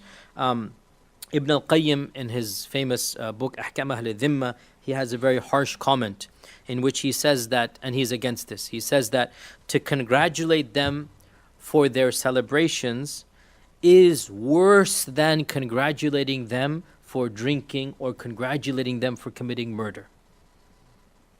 Because he views it as shirk, the celebration. So if you're congratulating them for their shirk, then you are congratulating them for a sin that is worse than drinking and murder. Okay. Now this is what Ibn al-Qayyim wrote. A few years ago, some adolescent simpleton neophyte on YouTube, these overzealous youngsters, he's in his fiery voice, he said, Ibn al-Qayyim says that saying Merry Christmas is worse than murder. and that YouTube clip went viral across the internet. And like it's this, Ibn Qayyim and Taymiyyah, their own followers have done more damage to them than anything they themselves have ever done. Their own followers are just so in their own bubble and whatnot. Ibn al-Qayyim did not say that. Ibn al-Qayyim wrote a very precise, and I actually had to clarify and explain that to defend Ibn al-Qayyim, even if I politely disagree with Ibn al-Qayyim, but Ibn al-Qayyim is very academic. He did not say saying Merry Christmas is worse than murder. He said congratulating them for their holy days is worse than congratulating them for khamr and murder. There's a big difference between the two. Right, and this neophyte just literally. Anyway, so you know my. Anyway, so where was I? So Ibn al-Qayyim definitely says you should not congratulate them for their. And I understand. It makes sense. Listen to the logic. It's very straightforward. They say that believing in another god is shirk, is paganism. It's the worst of all sins. And what is a holy day other than venerating that other god, whatever that god might be? Hence, they say, to congratulate them on their festival is essentially congratulating them on their belief in another God and worshipping another God. So it is a logically constructed argument. It's not far left field. And we respect that argument. We say, okay, you have made a valid point. Do realize that it is one opinion. And there are many scholars who basically agree with the first bit, which is to celebrate, to worship another God is shirk. And they agree with the second bit, to celebrate that God is also wrong. But they disagree with the third bit, which is to wish somebody a good celebration does not mean that you are endorsing the first two. You see, this is where the disconnect comes, right? And this is the standard fatwa from most of our scholars outside of that one school of thought. Scholars from Azhar, from Jordan, from many of the other, and even I know for a fact within the Deobandi tradition as well, there are two schools within this, and some of the Deobandis allow it, and some of them don't allow it as well. And one of the things that they mention is that it is well known in multicultural settings that non-Muslims wish us happy Eids as well. And they don't think that their Christianity is compromised when they say happy Eid to us. They understand that wishing somebody happy Eid doesn't mean that they're now all of a sudden Muslim. It's just a generic statement that they say. And they also quote, the scholars that allow this, they quote from the Salaf and from Imam Ahmad and others who basically said that it is allowed to wish for something good for the kafir in this world. May you have good life, may you have good children. So they make a generic dua, it's halal. So they say if it's allowed to make a generic dua any day, why can't you say it on the day that they're extra happy? You see, they just make an argument like this. And they also say, Allah says in the Quran, when somebody greets you, then you should greet back the same or better. So if somebody says happy Eid to you on your Eid day, why shouldn't you also wish them, a happy, holy, whatever day that they have? Now, and that's a good argument to make. I will say, without deciding which one is right and wrong, let's get out of the khilaf, and instead of saying Merry Christmas, even though I'm not saying it is haram and I'm not saying it is halal, I am just silent about that right now, but instead of saying Merry Christmas, why don't we get out of the khilaf and use a generic greeting? Use a generic greeting. May God bless you. Okay? Happy holiday, good day to you, whatever, it's a generic greeting. Just use a generic greeting so that you get out of the khilaf of group one. Okay? Because look, I'm going to be honest, it is a logical argument. It's not coming out of, again, nowhere. It's a logical argument. Why would you wish a particular holy day? Just be generic. Happy season or whatever, you get my point. Just a generic greeting. And you get out of the khilaf. And, it reminds me of something Ibn Abbas said. Ibn Abbas, he said, if Fir'aun said to me, Barakallahu feek, I would say, Wa barakallahu feek. If Fir'aun said to me, may Allah bless you, I would make dua, may Allah bless. Why shouldn't I make dua for somebody? Why shouldn't I make some positive statement for him? May Allah bless you.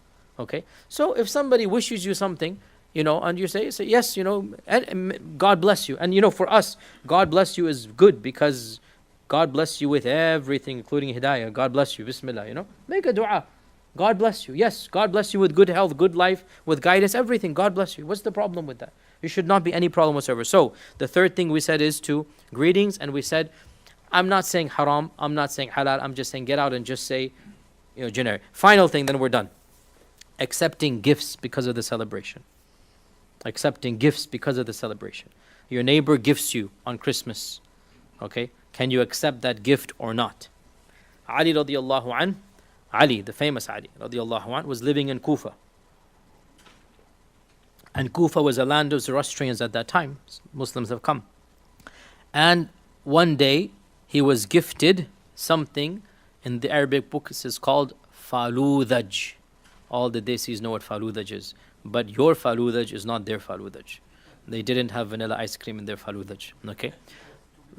Tutti frutti, okay? So he was gifted something called faludaj, and he had never gotten it before. It was a mixture of concoct. It was a faludaj 1,400 years old. So go back. Our modern faludaj is generated from that. Okay? The Arabs have no idea faludaj, right? You guys don't know? We're the Arabs. You have no idea, right? Okay, this is in the books of Arabic hadith. He was gifted faludaj. Faludaj is still in our cultures. Okay, it's a very nice sweet, but in our time, it is ice cream and other things mixed up. But of course, back then it was different. He loved it, mashallah, tabarakallah. So he said, what is the occasion? Why am I gifted this faludaj? They said, it is Nowruz for us. Ali radiallahu anh, man of my heart, he said, may every day be your Nowruz. What does this show? He liked faludaj, yes. What's the problem in getting gifts on their day? This is Ali radiallahu anh. May every day be faludaj. Let me get some more, okay? Someone came to Aisha radiallahu anh, our mother, and she said, we have some Zoroastrian neighbors, and they gift us on their Eid. Can we accept their gifts? Aisha said, anything they sacrificed on that day, do not eat. But you may eat of their fruits and their plants. Now, why can you not eat the sacrifice of Zoroastrians? Because they're not Ahl Kitab. Not because it is holiday. Because she said, eat of the others, right? Laddu bhejen kha lo, koi baat nahi, bismillah, okay? The Hindu sends the laddu, eat the laddu. Eat the laddu, this is exactly what the athar is, exactly what the athar is, right? The Zoroastrian is sending on his holy day food. Aisha said, if there's meat, this is Zoroastrian. But anything else on the plate, go ahead and eat it. Right? And of course, the point is that meat is not halal for us to eat. And so that's like that. Abu Burza as well, he would say the same thing. He was living among the Sahabi, Abu Burza al-Aslami. He was living amongst the Zoroastrians. I mean, like when Islam was conquering Persia. And he told his family as well on the day of Nowruz that anything that comes of meat, do not eat. But anything else, you may eat of it. So the same ruling. Coming on Nowruz, but you may eat of it. Therefore, anything that they gift us on that day that's generically halal, we may take it. And the generic rule, when we are gifted, we gift back. So if we give back on our Eid, or even if it's the same day, in and of itself, there should be no problem. And especially if it's in an office environment, which isn't even a ritual. A lot of you asked me about the office gift. It's not even a ritual, aslan, no big deal. So with this, inshallah ta'ala, we summarize by stating that, unfortunately, it appears that some ulama, may Allah Azza wa Jal reward them for their ikhlas and their sincerity and their desire to protect Islam. In their desire to protect Islam, they wanted to make certain things haram, and also because these things might have been haram at certain times and places. However, there is no strong basis to consider these things haram, in particular festivals and celebrations of a generic nature. What is haram are uniquely religious festivals and celebrations that are meant to venerate other gods, and these are things we do not do as Muslims. But if we happen to witness them third hand, we see the fireworks, we do in and of themselves, this is halal. And if people gift us things on that day as well, it is halal as long as the object itself is halal. And we may give generic greetings to our friends and neighbors on that day, and it's probably safe to avoid specific greetings when it comes to the actual day of the name of the festival. It's probably best to do that. And there's nothing in the Sharia that encourages or discourages personal celebrations. It's between you and Allah. Allah did not dictate. It's not something the Sharia came with to dictate your personal, private celebrations. There is no Quran and Sunnah to allow or deny. Therefore, the default is that it is halal. Things are halal unless the proof comes otherwise. And with that, inshallah ta'ala, time is way too late. tomorrow is Thursday. We will have the Q&A tomorrow, inshallah ta'ala, after Salatul Isha for this very topic. So come tomorrow for Salatul Isha, we'll have the Q&A for that. Assalamu alaikum wa rahmatullahi wa barakatuh. Bismillah, alhamdulillah, wa salatu wa salam ala rasulillah wa ala alihi wa sahbihi wa rahma ba'du. So for those of you who attended yesterday's halaqah, inshallah, we can begin the Q&A. So who has the first question from yesterday's halaqah? Bismillah, yes. So this question is from one of the persons who watched it from India. So the question is basically the brother goes to these celebrations like Diwali at the university, and religious ritual does not take place, but student organized celebration takes place, like music is there, mingling is there. So the brother is asking. Yeah, the problem comes with these other haram items. As I said, we differentiate between the religious festivals that involve rituals and between the religious festivals that involve happiness but no rituals. And the rituals that are dedicated to worshipping other than Allah have a severe level of prohibition. And it is the position that I advocated yesterday, as Imam Ahmad said, that if you're going to go to the bazaar and look at the festival there, okay, but don't go to the synagogue or the church.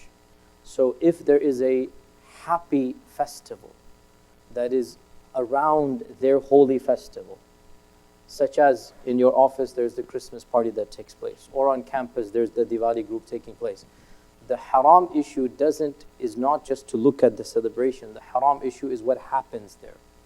And in this case, there's going to be dancing, and there's going to be suggestive dancing. So even if it wasn't Diwali, it wouldn't be appropriate for a Muslim to attend. So the issue is not that it is coinciding with Diwali. If they were to have a generic Diwali festival with balloons and things, there's nothing wrong for him to just look and see what's going on. Like, for example, there's the parade that takes place over here. In some cities, there's a parade, Christmas parade, the Thanksgiving parade, whatnot, or 4th of July.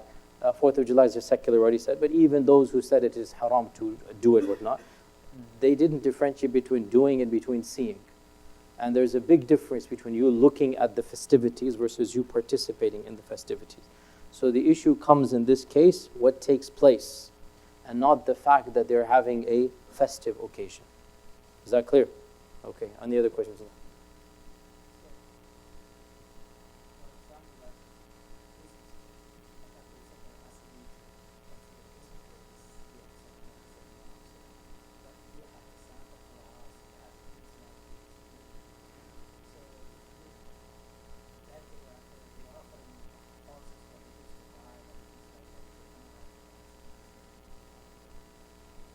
No, again, this is a complex thing. So they have brought horses to your workplace or whatnot, and they're saying, "Come on, everybody, go ride the horses."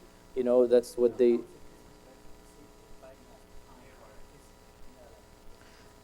So if they're asking you to participate in the actual parade, because see, look, there's two separate elements here. There's the element of happiness and joy. There's going to be free coffee. There's going to be hay rides for the kids. There's going to be. That's not a problem. But if you are a part of the actual, here we get to this gray area. So this is a gray area. This isn't a ritual per se. It's not a ritual. What is clearly haram is the ritual. That is no question about that. This parade, as I said, Imam Ahmad's statement is very clear. The person is asking, can I go to the bazaar and see? And the point was, there is festivities in the bazaar, right? And there's nothing wrong, therefore, it's your community, and the kids like to see, you like to see.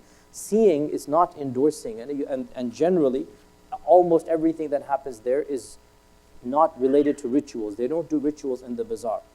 But there's going to be whiffs of the ritual. Like you said, Santa Claus is there, and this is there. So my advice to you is to not dive in the deep end. But if you see the ambience and whatnot, we shouldn't be that strict. Salama, for example, it's not directly related, but still it is related.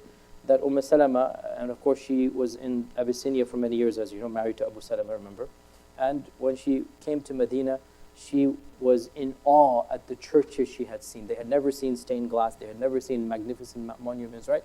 And so she was describing in wonder and amazement, which means she went inside the church and she's seeing everything there, right?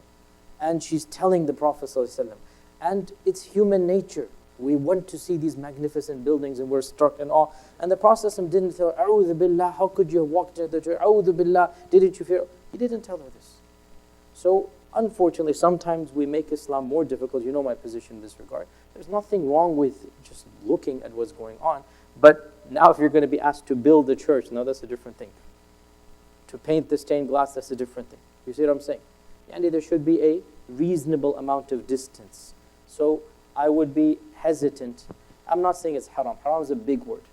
I would be hesitant for you to participate in the actual parade itself. Because in the end of the day, there are going to be those icons. There might be a cross somewhere.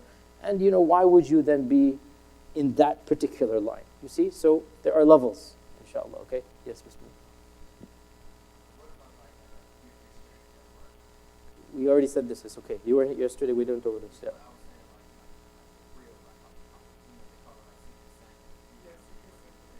Yeah, but what exactly is it? It's a $25 gift that everybody gives everybody. There's no ritual here. And you have to participate simply because it's etiquette. How rude is it to say, I'm not going to participate? There are Buddhists, there are atheists, there are agnostics. There is no ritual there. Right? So it's a matter of adab. Now, I wouldn't institute it if you were the CEO of the company. I say, then do something else, Or I would say, do it on Eid. So you say, okay, we have this. But you're not the CEO of the company. Inshallah, one day you will be. I'll make dua, inshallah. One day you'll be the CEO of the company, inshallah. But until you are, what are you going to do? I got an email today that the sisters said that last year I said no, and the whole office was like, what, why would you not participate in, what's the big deal? So she was very concerned. Like I said, what do I do this year? I said, go ahead, no big deal. There's no ritual involved in gift exchange, okay? Bismillah, go ahead. Anybody else? Bismillah. Go ahead.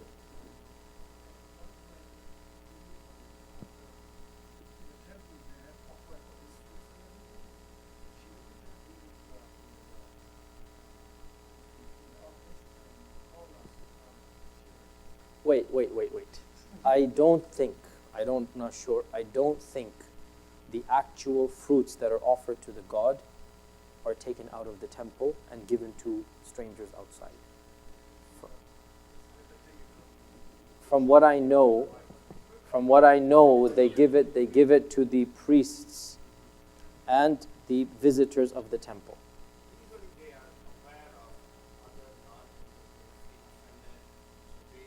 No, not just that, but as a matter of ritual themselves, that this is not like your average offering. This is something given.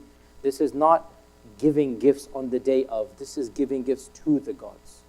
So unless your colleague has some high place in the temple, she has access to that, then it makes sense that if she is that type. So in that case, that which was offered to the gods should not be touched. Okay? Because that was consecrated to other than Allah subhanahu wa ta'ala. That is separate than giving sweets on the holy day. You see? So if you know, and by the way, that's rare. Agree, but that's rare. It's very rare.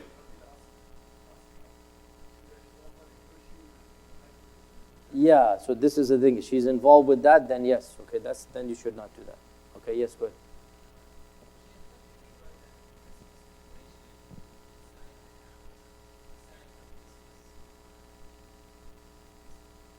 Outside of Christmas time.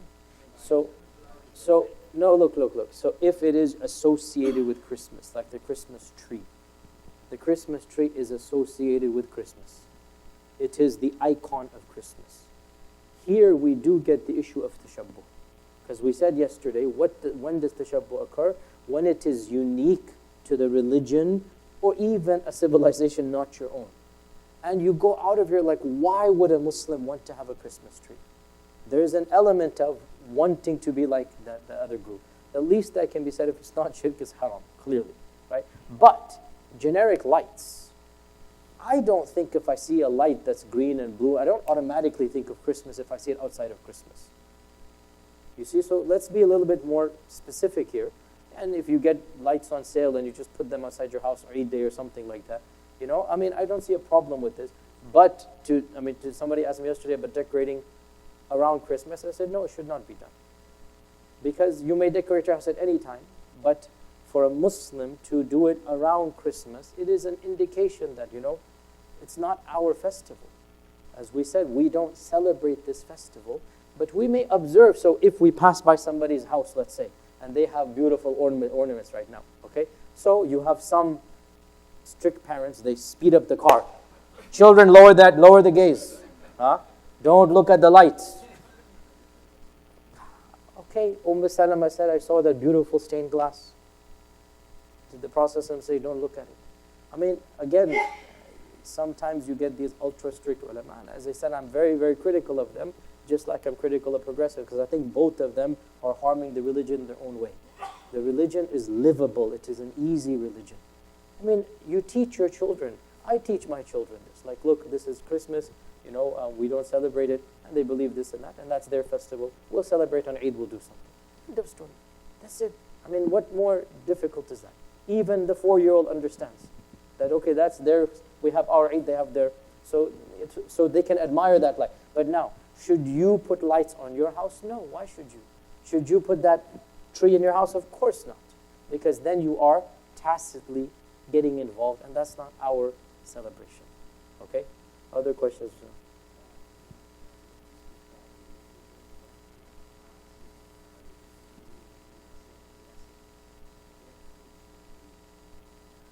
No. The blessing that they give is a generic blessing. This is not consecrating to a false god. Christians, that's their rituals anyway. It's not just on Christmas. If you go to a religious Christian's house, you will not start eating until they say grace and whatnot, okay? This is not dedicating the food to other than God. This is just their alhamdulillah, right? So we have to be careful here. Christians do not consecrate food to other than God like Hindus do, like other religions do. Yeah, so it doesn't ruin the food there. You stick aside there. You don't hold hands and whatnot. So I'm a Muslim, you guys do that. Okay, you say your blessing. No problem. Say alhamdulillah. Recite A'udhu Billahi Minash Shaitanir Rajeem. Okay, keep on saying that, okay? Yeah, Surah Fatiha. Okay. Excellent. So now you're okay. So, yeah, say. Yeah, and so you just give a generic. We thank God for all that He has blessed us. And you can just give the generic stuff. Excellent. Alhamdulillah. There's not going to be any rituals in this country. Don't worry. Yeah, Bismillah.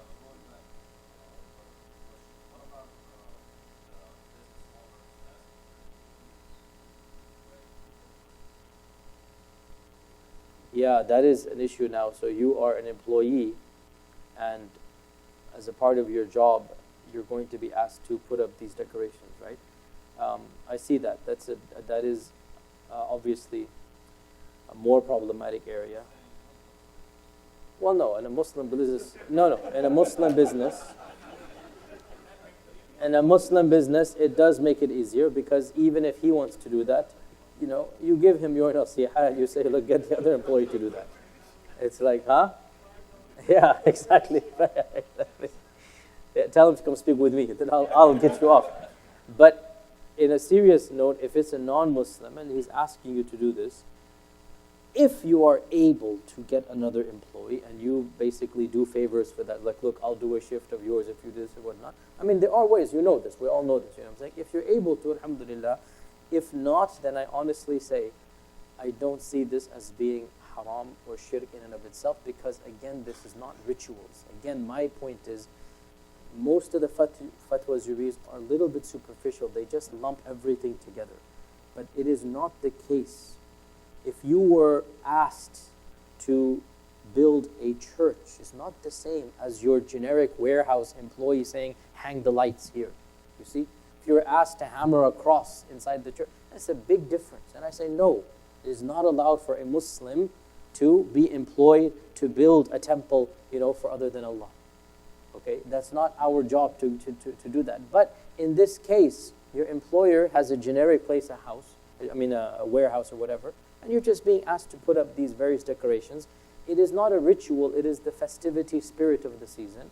And it should be avoided, but if you are indeed forced to do so, in that you might be the only employee, right? And it's very, I mean, in this country, these types of minimum wages, you're going to get fired. You know this. You know this.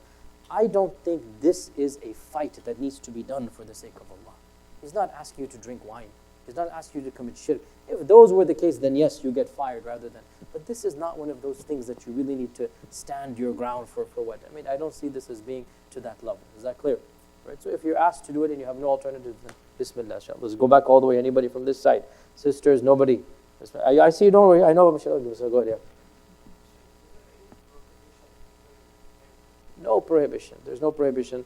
But the question arises, should you do this for no reason? Let's flip it around, right?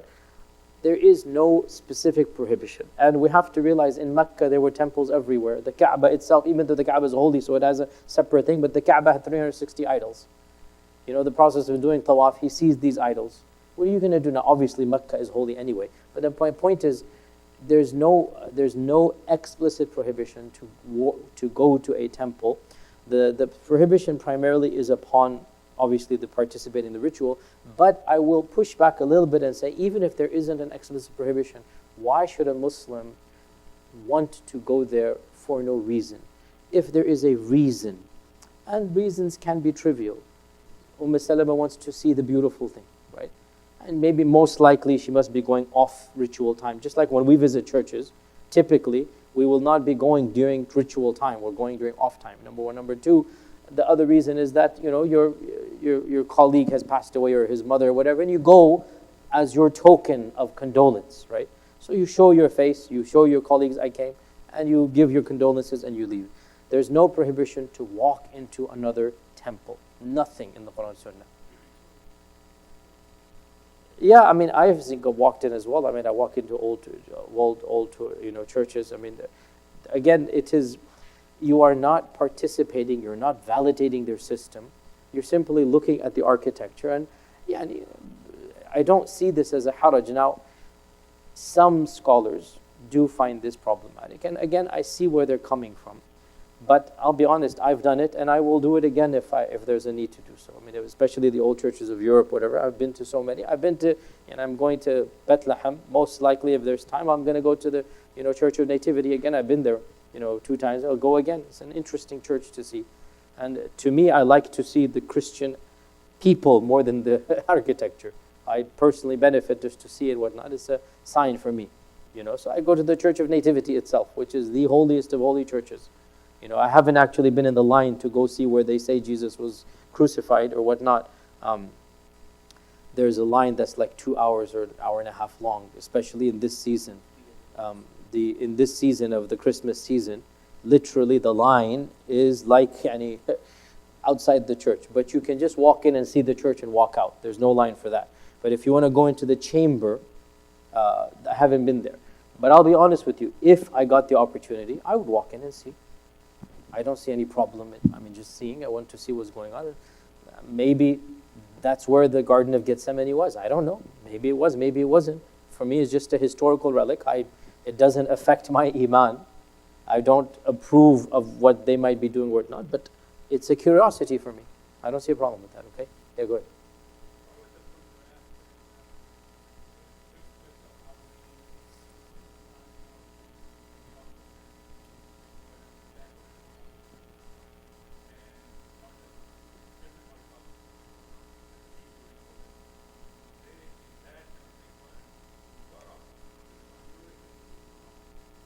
No, if this is, again, you are not, لا يكلف الله نفسا وسعها. You're not the one doing it. Everybody's it's being done to them. So, as soon as the festival finishes, you be the first one to take it off. No problem. But I don't think it's problematic that they do it. Okay, sister, you have a question in the back? I saw a hand raised. The question is gone. Okay, back. Bismillah. His name.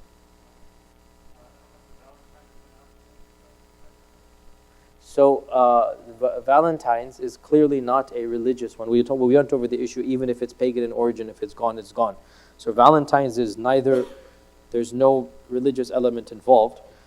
The problem, of course, comes, which is obvious here, that if this is happening between a couple before marriage, then that is the problem. That obviously we do not we do not incite passions and flirtations before marriage. Okay, this is not something that is done.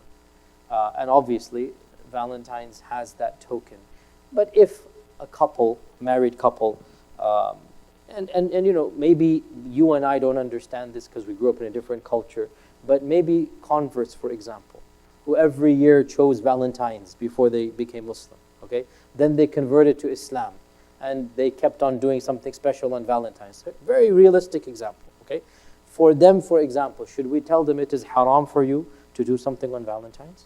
See, me and you, most of us here, for 14th February is like, nothing happens. We didn't grow up like that, okay? But do realize we have to look at hukum shar'i beyond me and you. The hukum shar'i, the Islamic ruling, is beyond my culture and your culture. If there are people for whom this was a day of expressing love, there's no religion, there's no ritual, right? It is a purely a-religious holiday. And we mentioned yesterday, personal, private, a-religious holidays, the Sharia has not come to prohibit it. You may do whatever you want as long as it is within the confines of the Sharia. So if a couple wishes to do something special, go out, this and that, there's no problem. If they want to decorate or throw cards or whatever, all of this, the Sharia would not prohibit it, okay?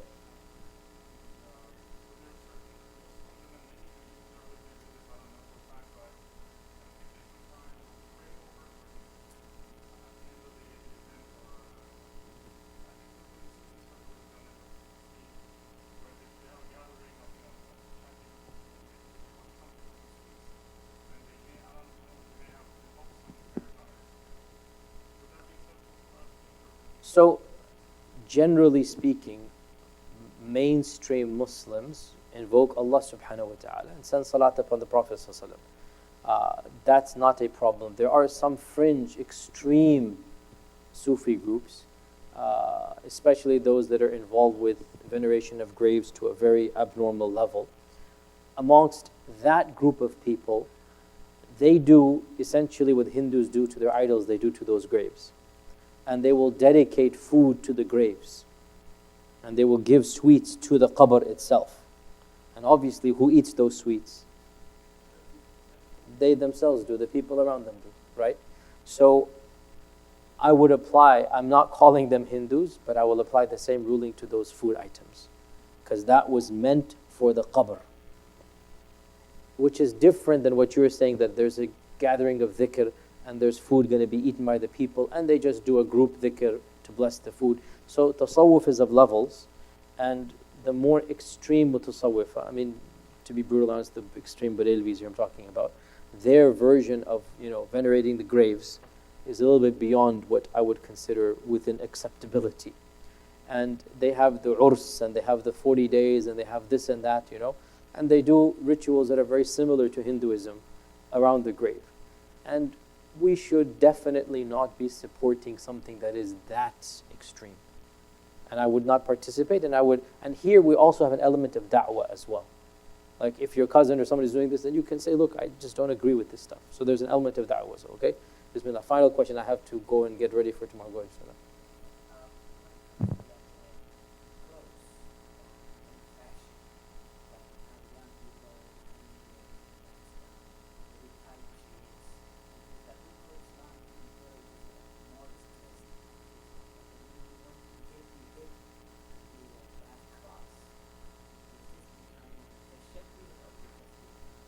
Yes, so yesterday's class was Tashabbuh bil Kuffar. There's actually many categories of Tashabbuh. There's Tashabbuh al-Rijal bil Nisa, Tashabbuh al-Nisa bil Rijal, men imitating women, women imitating men. There's Tashabbuh bil Fasiqeen, right? All those different categories of Tashabbuh. And we didn't talk about it at all yesterday because that's not the topic. But one of the categories is Tashabbuh with people of Fisq. And in every culture and civilization, since time immemorial, there are certain groups that are known to be troublemakers. Just into the drugs and the women and this and that. They're known. وَكَانَ فِي الْمَدِينَةِ تِسْعَةُ رَهْطٍ يُفْسِدُ الْأَرْضِ وَلَا يُصْلِحُونَ. They're known. It's always there. So for a Muslim to go out of his way to want to look like them is also not something that is befitting. Obviously, it's not to the level of Tashabbuh bil Kuffar. It's not to that level of tahrim, but it is still something that we can discourage against at the very least. Now we have to be careful though, that fashion is not the same as what we're talking about of evil people, or gangsters, let's say, okay? And it is possible that gangster fashion becomes hip and cool, which is happening right now, okay? Where it's no longer associated with actual evil, and it becomes something. So this is a difficult area, and we look at it case by case, and this is an evolving area. There is no doubt that much of what is halal now would have been haram at some point in time. Much of what is haram now might be halal in a few generations. And that's the gray area. So we talked about examples yesterday of things being clear tashabbuh bil kuffar 200 years ago, and clear cut no longer tashabbuh bil kuffar now. Your clothes are no longer tashabbuh bil kuffar, whereas it would have been in your own society, I would say 100 years ago. Is that not correct? Your great-grandfather would never have seen another person of his tribe wear what you're wearing. Is that not correct? Yeah. And if somebody at that time and place wore this, the verdict would be tashabbuh, 100%, right? But in now, your time, it's not. Now, what happened in the interim? Did it just overnight become haram to halal? Wasn't there a period of struggle?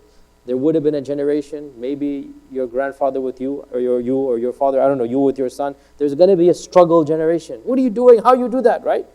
And the haram is going to be slowly changed until it becomes halal. And by the way, this isn't just now. I mean, I didn't talk about, again, so much to say, time is limited. Wherever Islam went, the people kept their clothes. Think about it. Yes, the thobe did spread, but even the thobe was modified culturally. But generally speaking, wherever Islam went, so when Islam was introduced to any civilization, at that point in time, there would have been this strangeness of clothes, right? But what happened? The Indonesians have their garb, the Malay have their garb, the Nigerians have their, mashallah, the Pakistanis have their, every civilization, the men, not the women have their own hijabs, I'm talking about the men. They have their own clothing system. Clearly then, there must have been a time where the Muslims said, oh, we can't dress like that. But what happened? Slowly but surely, we have authentic narrations of the first generation that they discouraged dressing like the Persians. And within a few generations, the Muslims dressing like the Persians. Okay? We have authentic narrations. I told you yesterday, Imam Ahmad and others, Imam Malik ibn Anas said that I didn't give fatwa in this masjid until 70 or 80 muhannakeen gave me the right to give fatwa, gave me ijazah. Muhannakeen, the muhannak, we talked about it, right? It was the norm. Everybody made tahniq. And that's why they said to not make tahniq is tashabbuh bil kuffar. Because there were civilizations that only did the turban and tucked it in. The Sudanese turban, how is it? Tahniq or dun tahniq? With, you don't know the Sudanese turban, huh? Yeah, it is. Is there tahniq or no tahniq? No tahniq. They go around and they tuck it in the back. They tuck it in the middle. Yeah, they don't go down. They don't go down. You're talking about the Mauritanian one. The Tuareg. The Sudanese one has no tahniq. Okay? So my point is that, and even by the 300-400 years of the Hijrah, we have athar from the scholars that say, well, the tahniq is no big deal now. So what happened from 100 Hijrah to 300 Hijrah? The same thing that's happening now with your pants and your whatnot. The same thing. This is a problem for us to think that it's only pants and shirts that are changing. No. It happened and it's going to happen. This is sunnatullah fi khalqi. It's the way things are. Okay? Inshallah, with that, the skinny one is an issue because of awra. Okay? Last question because I have to go then, yeah.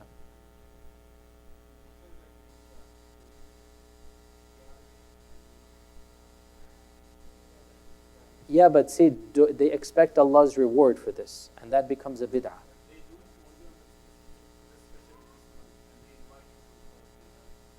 No, I mean, the issue comes, do you want to support them in this thing that they're doing? And it's a case-by-case basis.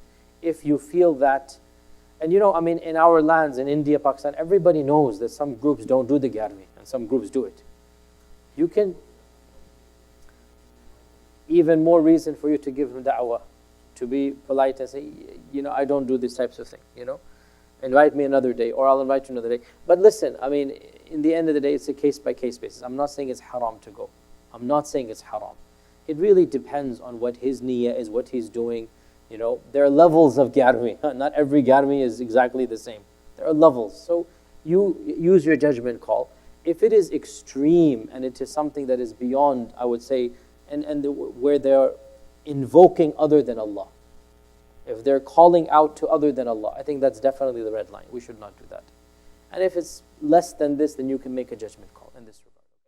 صلى عليك الله يا خير الورى تعداد حبات الرمال وأكثرا صلى عليك الله ما غيث هما فوق السهول وبالجبال وبالقرى فوق السهول وبالجبال وبالقرى